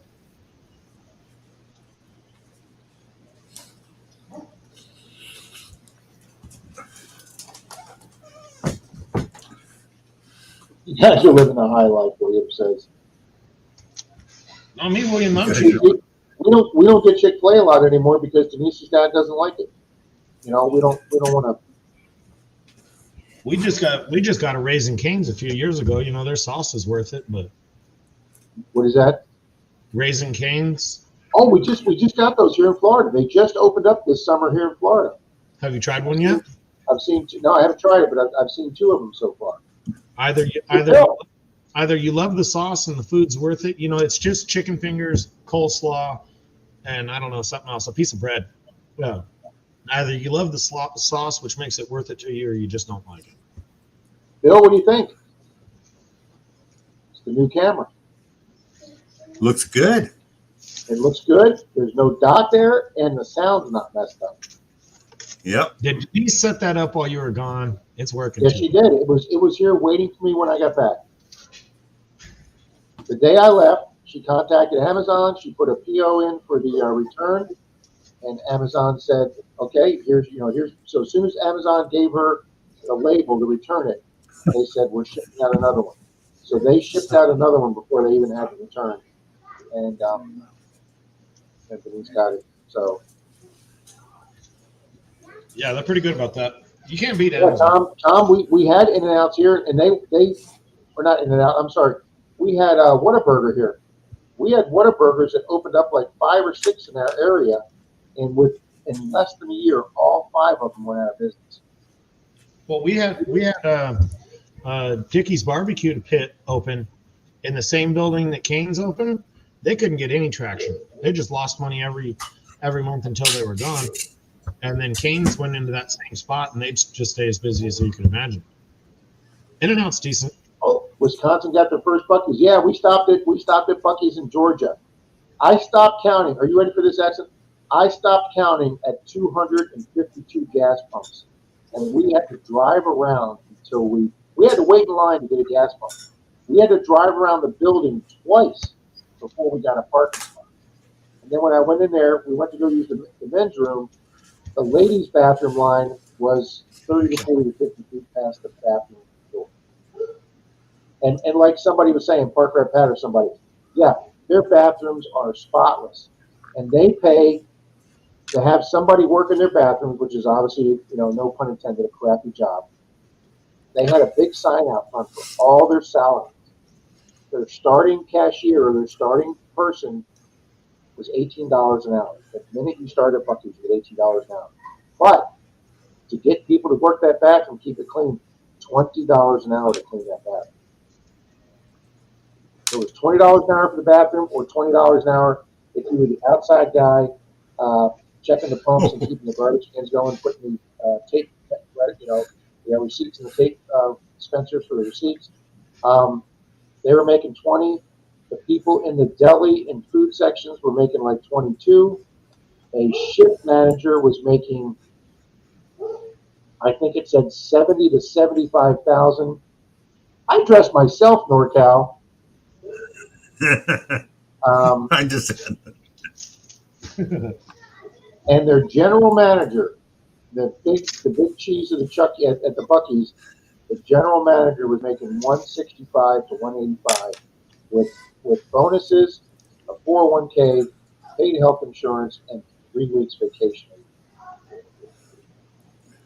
It's decent. That's phenomenal. Yeah, In Tennessee or Georgia, making $165,000 a year. That's like making $500K in California. Really, Scott? Yeah, I mean, it's decent. Yeah. Jay Paul says parking is always so full. Yeah. We had to drive around. Yeah, that's what I thought, Tom. Whataburger was okay. They didn't impress me, Tom. Do you have any left down by your way, Tom? In-N-Out Burger is better than Whataburger. There you go, Jay Paul. The last if I ever get out to California, I definitely want to try In-N-Out Burger. They're good. They are good. You'll have The to last wait one to get in, but they're good. Bill, what do we want to give away? I can give away a Merc Dime today. All right, Bill, let's see if anybody else has come in. Yeah, George. No more gooeyes, Jim.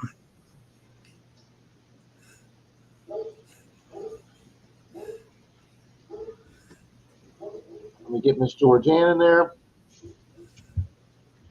I believe I got old Danny Boy already. I got Relic Reaper, I got Northern Found, I got J. Paul.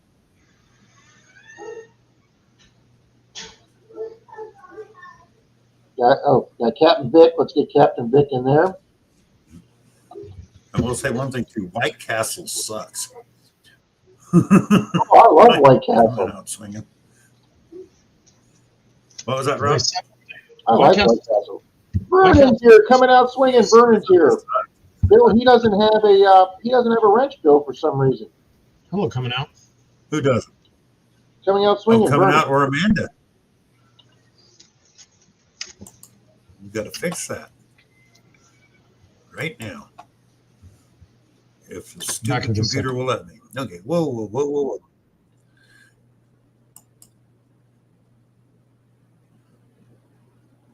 Add as moderator. Standard. Save. And who else was it? Who else? Where are we at here? Captain Vic, Amanda, and Vernon coming out swinging. Those three. Yeah, I like White Castle, Kevin. I also like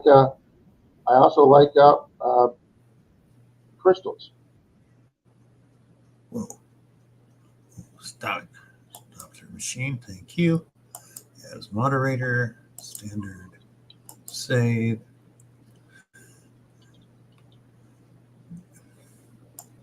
Damn it.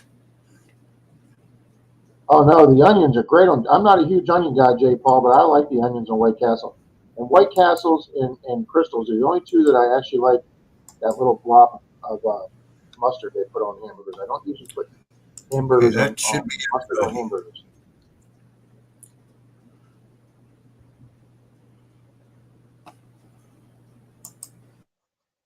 Whoops. What I want. Oh, absolutely, Yodis. Definitely bring your. You're welcome, Amanda. Yeah, there you go, Jim. He probably wouldn't miss him, Jim. Hey. Captain Vic says, I'm a Smurf now. And old Pilone isn't, so we're going to make him one too. And actually, Yodi's not either, Bill. And Yodi's here about every week.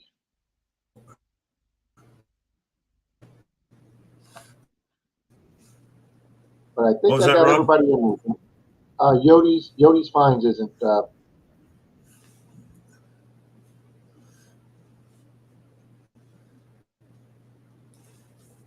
Yodi's fine. Yodi needs a wrench. All right, Bill. I did the witch race because I don't think the music on that's bad, or I can mute the music. Turn it down, Rob.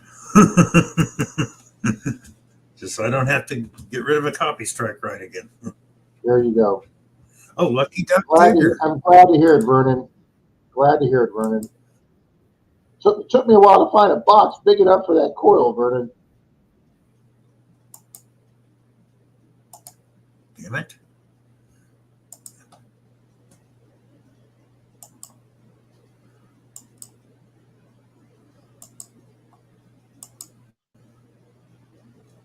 Okay.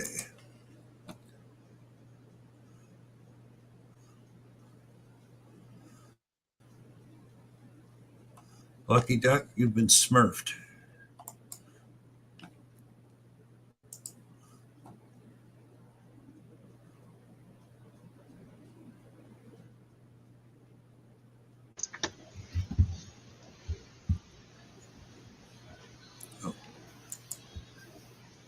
All righty, Bill. There's the duck race.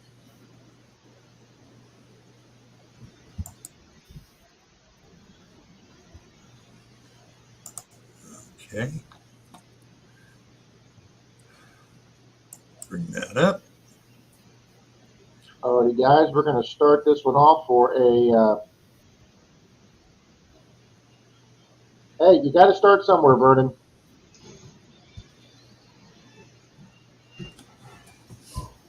All righty, guys. 3, 2, Yes, 1. you will, This is for a Mercury. This is for a Mercury dime.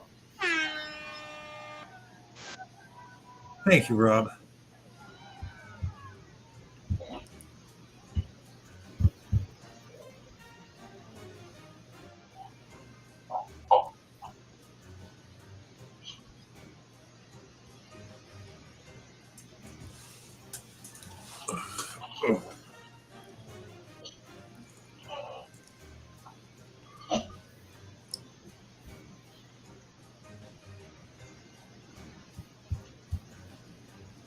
Okay, my screen locked up. There we go.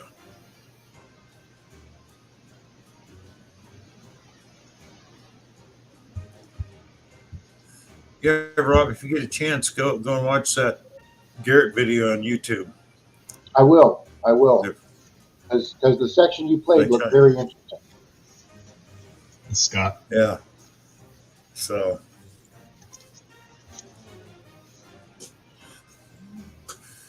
Well, I wonder if you got a camera like this one, if it would make your picture a little more like crystal clear. yeah. It's the cheapest camera they got on Amazon.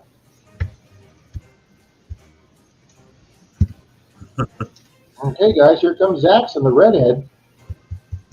Vernon's up there. Vernon's up there. Tom Riley. Oh, everybody's fading. There's the 19-second mark. Mystic's up there detecting with Jim. Chop Shop. Papa Rouse. Who's it going to be the last 10 seconds? Is somebody going to come flying up? Here comes somebody in it. Here comes a witch in the middle. It's going to be Miss Wendy. She's going to hold it. She's going to hold it. Boom! Wendy's excellent adventure. Congratulations, Wendy. Are you still here? Oh, Wendy, you have to be here because Jim Steele is second. Yeah, be here, Wendy. What a witch I lost. Wendy's Wendy here. posted. Says thank you. Yep. Congratulations, Wendy. Boom.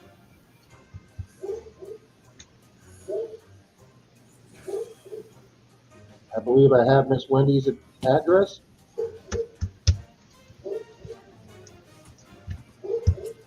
Congratulations, Miss Wendy. Check with Mary, Jim. I hear she's got the hookup on brooms. Yeah, really. Just in case, Wendy, there's my email if you need it.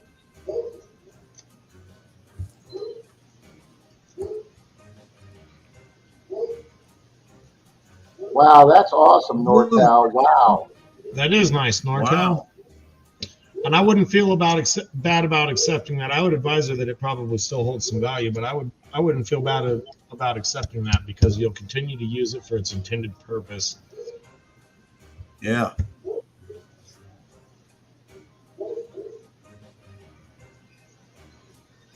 He didn't accept it. Yeah. I just hate seeing somebody, like I said, give it away, give it away. Somebody would just turn around just to sell it. Yeah.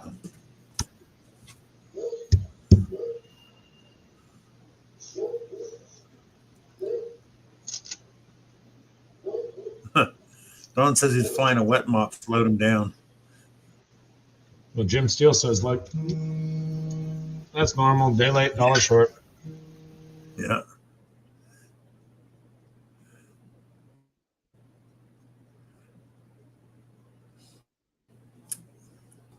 Just going to say something now. They went. Oh, But hey, everybody's been fed. Nobody's missing. Mike's doing well. I even remember to feed the princess outside, who's the semi-feral cat that the neighbor across the street takes care of. She comes over here to Denise's every evening for snacks. And when I pulled up after trivia, she was waiting right next to my car. So she got her nummies tonight. Denise's two cats got fed. I cleaned out the litter box yesterday. I took the garbage out, and I've already put recycling out tonight. It's getting scary here. Rob, how many more days you got to go, Rob? What is tomorrow? Wednesday. I got all day tomorrow and 3/4 day Thursday. I pick her up Thursday night about 7:30 p.m. So there's still time. Okay. Yeah, I mean, I did forget to give Mike his nighttime pills yesterday. I did forget to do that, so that he got those a little late. But I went and got his EpiPen, his diabetic pen, and brought that into him. So make sure he took his insulin before dinner. I went over to KFC today on Tuesdays here, Airway. They're doing a bucket of 8 pieces for $10. So Mike got KFC and coleslaw tonight.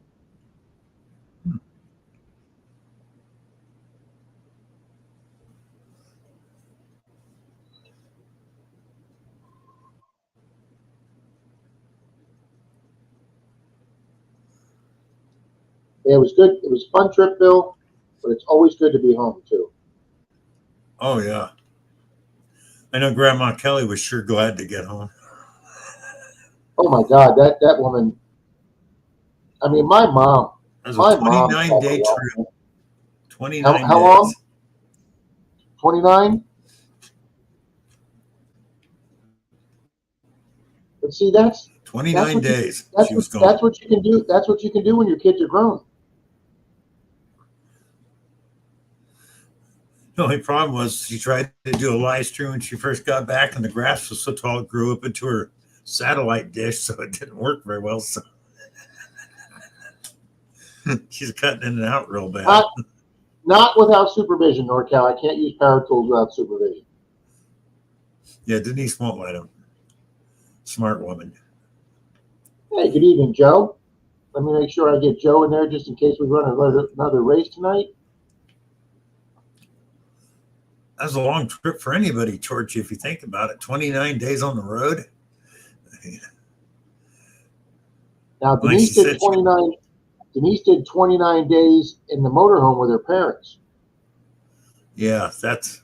I was only there for 9 days of that, and I had to get back for my eBay business. So Denise's mom flew me back, and then Denise did the other 20 days in the motorhome, and her parents couldn't drive it, so Denise drove that. She'd never driven a motorhome. Denise drove that 26-foot motorhome through over 20 states. Wow. That's a lot of driving in a motorhome. They went from Kansas City up to the Badlands. They went and saw Mount Rushmore, and then they cut down and went through the Midwest where all the mesas are, and then they went out and saw Yellowstone.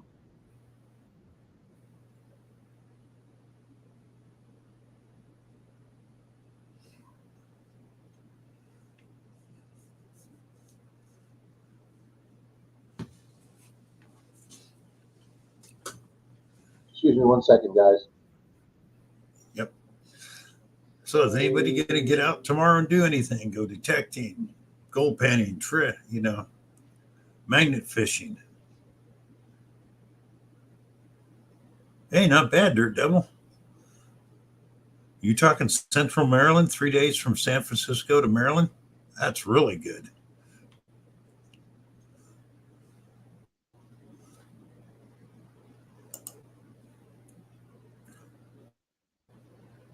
Or Massachusetts. I can never get those two straight.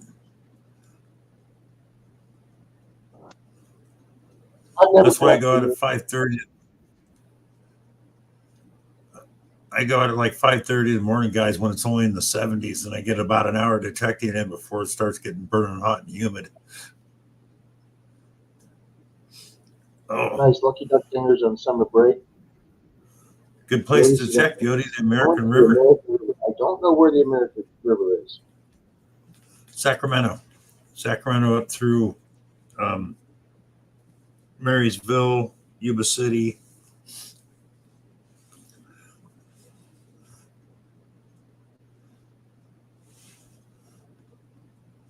Your backyard, yep. There's so many and the way it branches off and stuff, and people party down there and camp and all kinds of stuff in different places. Hi, Cindy Murphy. There's some good stuff to find out they're detecting. I know it, because people have been going down there for years. And Rob, like up by Marysville, the river is so wide that during the summer when it shrinks down, you've got like maybe 20 to 30 yards of beach on each side of the river you could detect up near Marysville, Yuba City. Well, I remember I was watching your video yesterday, and you were saying how the river had come up over the bank, and you had that tire there, and there was all kind of stuff that wasn't there. And that was here. I'm talking back in California. Oh, okay, in there, okay. But yeah, I want to hit down there too. It was too damn muddy when I was down there, but yeah, that brand new tire is still down there in the rim, a truck tire. We're talking $150 tire on a brand new rim just sitting there, brand new tire and rim. Yeah, you said it was like new sitting there. Yeah. So, but yeah, I also want a magnet fish down there to see what's can be found.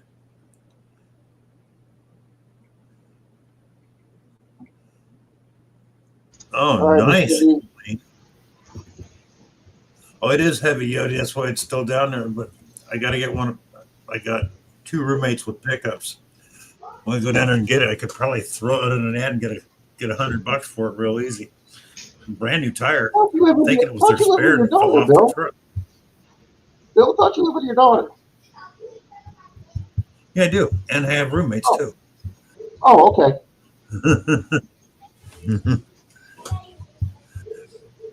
Thank you, Miss Amanda. Thank you, William. I'm trying, guys. There's Dirt Devil Detecting. I can add that to the list. Through there too, Yodi. Part of the American River runs through there, and so does South Fork. The gold community's having a big gold hunt on the Yuba River in about a month here.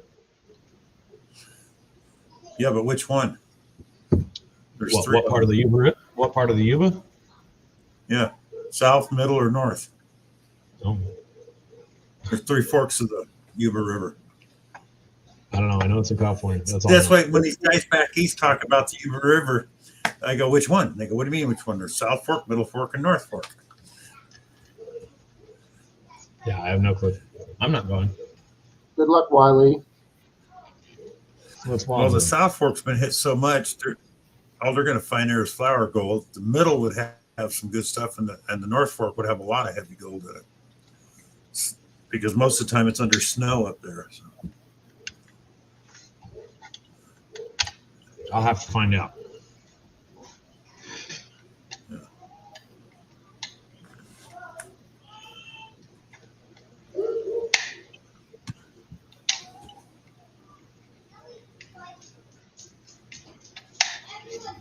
I haven't even made coffee tonight. What? I know. I was kind of bogarting for coffee. I didn't have that much coffee on my trip. Oh, and yes, by the way, in 5 days I gained 4 pounds. So I'm having to work that back off now. 5 days to gain it, 15 to lose it. Yeah, that's pretty much right, Zach. That's about right. Later, Lucky Duck. You don't have a secret stash of peanut butter there, do you, Rob? I don't have a secret stash. I should have went out and got some today to be the perfect match. Oh yeah, Denise is gone. Yeah, I know. I could literally be sitting here binge eating peanut butter without anybody. And you know what? I know she has a jar around here, but I'm not going to tear the house apart trying to find it. You're not. No, you're going to go out tomorrow and buy some. Yeah, I know. You're not on the diet for Denise. You're on the diet for Rob, so that Rob doesn't have to be as injured. Hello, Jason Miner. Oh, nice, Mystic. Yeah, I think the more weight I can lose, the better it'll help my hip. Oh, 100%. Minor? Your hip problem's not going to go away, but it's just common law dictates if the less you weigh, the less it's going to. Hi, James E. Minor. Yep. Chop Shop firmly believes that you didn't drink very much coffee on your trip because Denise wasn't there to make it for you. Oh, ouch. Ouch. Ouch, he's right. He's right. He's right, but ouch. He's right. I was thinking the same thing. It seems to be a factual statement. Have a good night. Gravity sucks. Yes, it does. Yep. Yeah, Merc.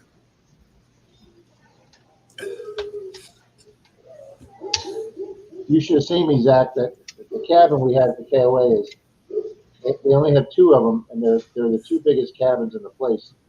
And it's a 2-story cabin. You walk in the front door, you left, and then the big living room, dining room area. But as soon as you make your right, you go up the steps to a loft, and then they have a queen size bed and a futon bed, and that's where Alan and his son slept. Took one, and then then you go behind the steps down the hallway, and then you have to come to the bathroom first, and then they have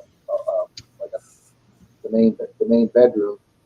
It's got another queen size bed, and since Steve drives, Steve always gets the bedroom because he drives. He's the one that's doing all the work.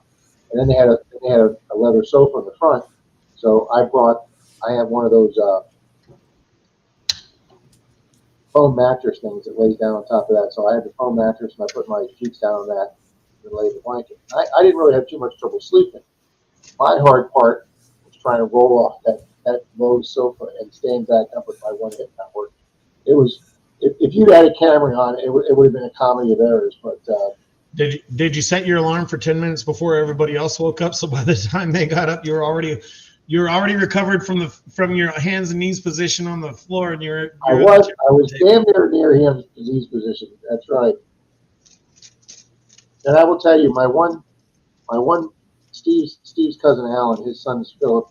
He's 34 now, but he's been coming to the races since he was 15 or 16, and he's grown into a nice, mature young man. He got married this year, and I'll tell you something. I give him kudos because he really helped me out a lot. 10 years ago, 15 years ago, he was nowhere near that mature, but he was super nice. It's good, Rob. I mean, it looked like a Spent, great. spent one afternoon, and we went up to the Corvette Museum. Went and saw where the sinkhole is. They have a section of the floor that they have put down like a piece of plexiglass that's like that big, so you can look down through into the cavity about 60 feet down where the Corvettes were. So, I mean, no doubt a Corvette museum's cool. I'm just not that much of a car guy to be able to go look at one. well, I mean, the thing is 99.9% Corvettes. You know, and what's interesting is two of the 8 Corvettes that fell into the sinkhole. One was the 1 millionth Corvette, and one of the other 8 was the 1.5 millionth Corvette. Both of those iconic numbers. Thanks, Scott. Thanks for being here. Well, did you read Wendy's? Yeah. Highlight Wendy's for him. That's great, Wendy. Later, Scott. And I will certainly let you know. Yep, J. Paul, that's what my doctor said. Cut out soda and processed foods. Absolutely, J. Paul. I couldn't agree with you more. I try not to eat any kind of packaged meals now, and I miss the Stouffer's lasagna. I miss the enchiladas that we put in the oven and just bake. They've actually said that processed food has taken over as the number one killer of people over cigarettes. Even that's bad. That's just because the number of smokers has gone down. But you know, one of the things I do, because I could get fat quick if I wanted to. I was a fat little kid. One of the things I do is I try not to eat until I'm full, ever. I try to eat. You know, I'm still a gluttonous American. I eat a portion, and I try to leave it at that portion. You know, I try not to eat until I'm stuffed. Yeah, and that's a good idea, Zach. And that's one of my problems is I eat fast, so I'm still eating before my body has told me it's full. So then, by the time I finish eating, about 10 minutes later, I'm after full. So I'm having to learn how. Yes, one of the things I'm having to learn is portion control. Well, one of the people in chats, we were talking about this one night. I don't know where it was, but one of the ladies in chat was told me that one of the tricks to the portion control and the eating too fast, because I mean I gobble it down like a dog a lot of times. I am slowing down, but I clean the plate quick. She said one of the tricks to try and break yourself of that is after every bite, put your fork down. Yeah. Just that way you're putting the fork down, you're taking a second, and then you're putting the fork, then you're picking it back up to go for it. And just that second stops you from doing fork, you know, getting it in your mouth as fast. And yeah, exactly, because you probably do the same thing I do. You put another fork in your mouth before you've even finished chewing the fork that's in there. Yeah, I mean, man ain't working, eating, or sleeping. He's wasting his time. I usually eat very fast. Danny Boy. Oh, great. Danny Boy's just great. I just had a couple Texas large fries and 2 chicken sandwiches. No, you really want to lose weight, guys. So you go into a restaurant and steal food off somebody's plate and eat it on the run so they can't catch you. You'll really lose weight.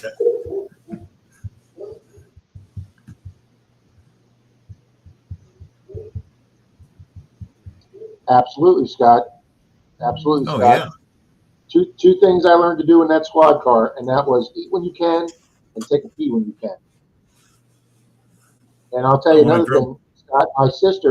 My older sister, was in the Navy during Vietnam, and she's very petite. She's only, I think, 5'1" or 5'2".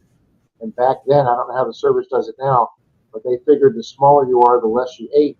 So they did the chow line by tallest to smallest. So when her half hour or 45 minutes was up, she was at the very end of the chow line. So she had to wolf her food down because she got served towards the end of lunchtime. So she had to train herself not to eat as fast as she did in the military. Don, yeah, and Lisa says drink more water with your meal. Yeah, the water will fill you up. And Don, I would tell you right now, Don, that probably food is my number one weakness. And I'll be quite honest with you, it probably is for a lot of us. I've never smoked. I haven't really seriously drank since college. So neither one of those has ever been an issue for me. So people like, man, you got a beer gut. No, that's a food gut because it's never been beer. No, when I drove a garbage truck, we weren't allowed to take a lunch break. We'd have to eat while we were working. Well, that sucks. So you'd wolf it down, Now, somebody, Bill, I don't know if it was this stream, the Saturday night stream, or the Sunday stream, that I heard that somebody said that Burger King no longer flame broils their meat, that they bring it in frozen and just heat it there. Frozen, yep. And that if you look at their stores now, they don't have the smoke coming out from the flame broil. Well, I'm here to tell you, the Burger Kings in our area, they still flame broil them. They still got the smoke coming out the top, and they still smell good. And it's still a flame broil burger, I'm happy to say. Well, I heard that they've been actually using frozen burgers for a while, and people just found out about it. Yeah, they broke into it, smashed the window, broke the door. Oh shit! Sorry. Thank you, Lisa. Williamie, if you know any women like Dad bod, send them my way, huh?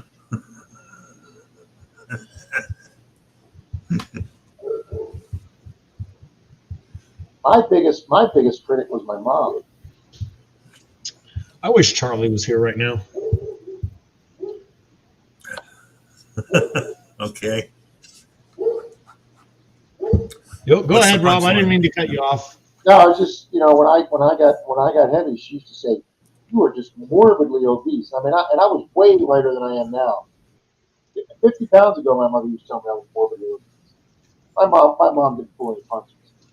But that's one of the only people that can get away with telling you that and not get blocked, banned, or my mom went to her grave at 73, still being able to fit into her wedding dress, so that was never a problem for my mother. And she could eat. When I was growing up, she'd clean up everybody's plate. That woman still never gained a pound. Yeah. Yes, Scott. Yeah, my mom. Scott, there's a YouTube video, Scott, of a whole bunch of actors and people in Hollywood, reality people, before Ozempic and after Ozempic, and all the after pictures. Are they thinner? Yes, they are, but they all look like they should be on The Walking Dead because they all look like they're drawn out zombies, including one of my favorite actors, John Goodman. John Goodman doesn't look right skinny. No, Goodman. Yeah. If that's what messed up Goodman, then yeah, that's different. Rob, do you have any weights or hand exercises you use? Anything like that? I want to get hand weights because I'll be quite honest with you, Mike could use those too. So yes, I'm gonna get individual hand weights. Well, I mean, because even while you're sitting here on a show or watching somebody else's, just sitting there, moving the weights, it's the muscle tone as well as the little bit of cardio that you would gain from it, and it's little things. My big thing is portion control. Watch your portion control, and you'll usually be all right. Because if I start slacking on portion control, I put on 5 or 10 pounds in a week. And I don't limit my food. I don't eat breakfast. I only eat lunch and dinner.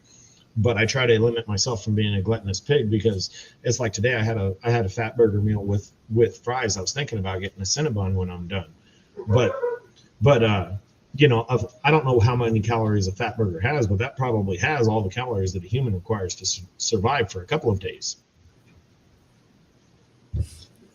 Instead of just regular weights, Rob, while you're sitting there doing something, they have sand-filled wrist weights, so you can still type, do whatever, and just leave the things on. I thought you were going to tell him. I thought you were going to tell him the rubber band things. I was going to say, Bill, we're going to be sitting here one night. He's going to be stroking his rubber band. No. Yeah, that thing scares me. No, the rubber bands aren't that great. I've got those. I use them for other things other than that. No, but I used to have the wrist and ankle weights. Just walk around with those and doing stuff that you can get like 2-pounders. So you can leave them on all day. It really helps.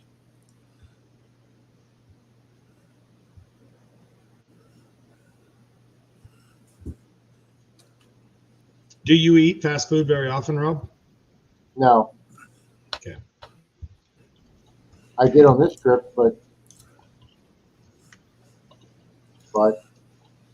no, I've tried to cut out. See, Danny Boy's got the trick for you. He says to use a gallon of water. It's about 8 pounds, and then if you drop it, you have to clean it up, which is even more exercise. No, he's got a gallon of water to clean up. That's all. It's a restaurant relic. Nice, Lisa. Nothing wrong with that. Today I cheated. I found a silver coin. Congratulations on your silver coin, Lisa. Yeah, so Danny Boy, fast food in that's what got me into this 4 or mess. 5 months Danny now. Boy. Yeah, I mean everybody. Yeah, I haven't eaten everybody's different. fast food in 4 or 5 months. See, I just don't think he looks right. No, he looks weird.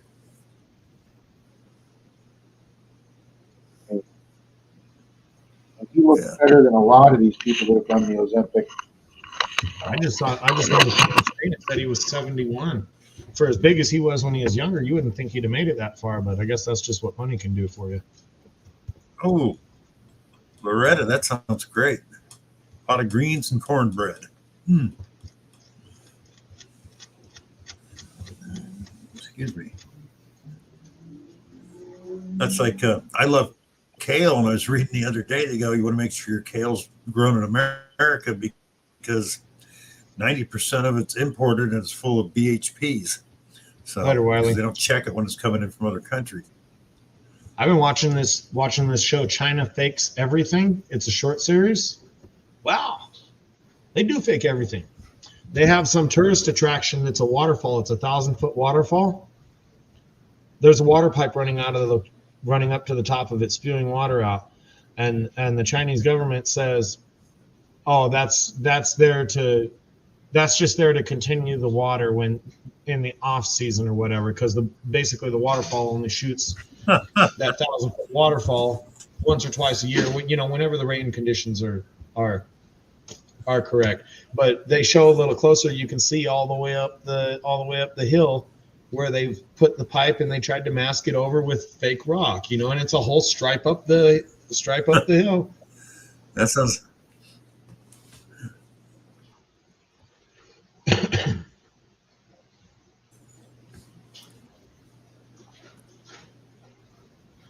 Of course, neither one of these look good because of all the surgery. But look at Corey Spelling.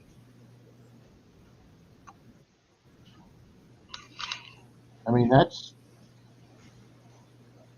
look how much plastic surgery she's had. Well, that's the whole thing. If you got enough money, they got enough knives and makeup, they'll make you look like whatever you want. Oh yeah.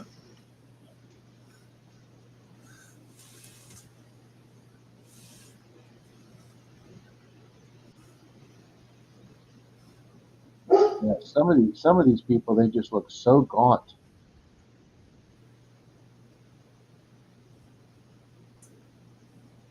Oh, who's that? Well, through the makeup, they can drop 10 years off of their appearance. Oh, I'm sure. Yeah. I didn't realize it, but Tim Allen, Tool Time. when they made that show in the 90s, he was about 10 years older than that show depicted him. He looks real old now. Look up Tim Allen. Oh yeah, he does. Well, anyways, guys, it's after 10 o'clock. And All right, well, the let's internet run one started more to race, act up Bill. again. Let's run one more race. I got a $2 bill here and a 3-minute tub sticker. Oh, okay, Rob. Let's roll it up. We got 31 people in the house.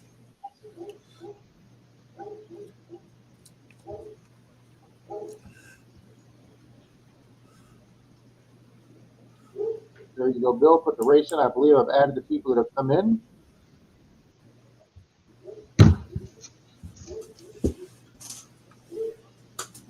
Shuffle characters. Shuffle characters. All right, guys. Last thing in the race: $2 bill and 3-minute tub sticker. 3, 2, 1.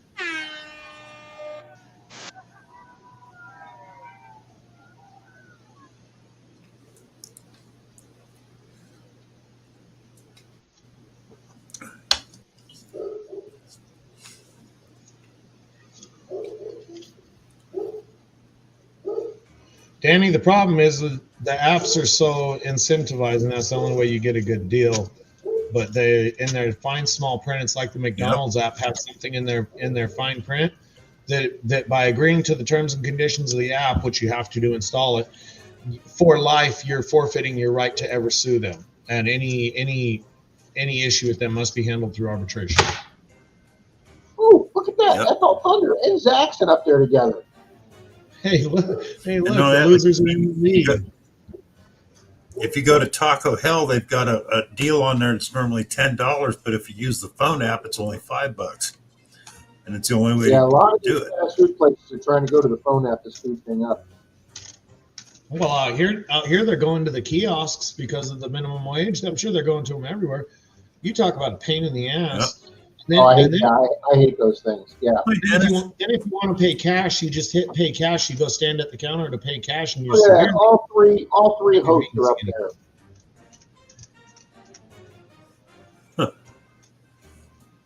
And 18 seconds going to come, and all three hosts. You need to see where we finish on this, Rob. Yeah, look at FL Thunder. He's flying backwards.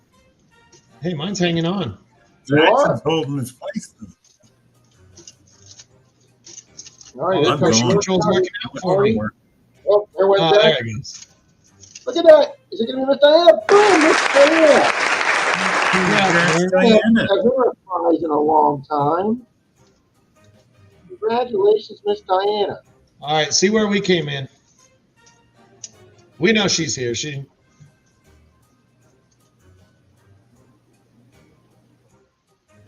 Holy crap. Yeah. 19th for Rob. I fell to 19th. Bill fell to 21st. I get you. Oh, Where the hell did Zaxxon go? 36th. Holy shit. 36th. 36 out of 38.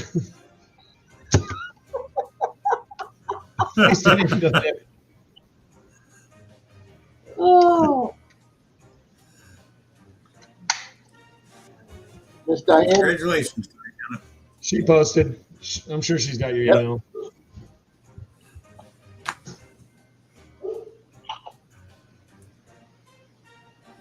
So, thanks for having me up, Rob. Thanks everybody in chat. We'll talk to you all another day. All right, Mr. Bill, I'm going to go and make some coffee and go watch that video, sir. Good night, everybody. Thank you, Rob. Thank you, Zaxxon. Everybody have a Later on. great night. Everybody have Great a good week. night. And Yeah, we will Casey, see you Next class. Charlie's and Rob's. See everybody later.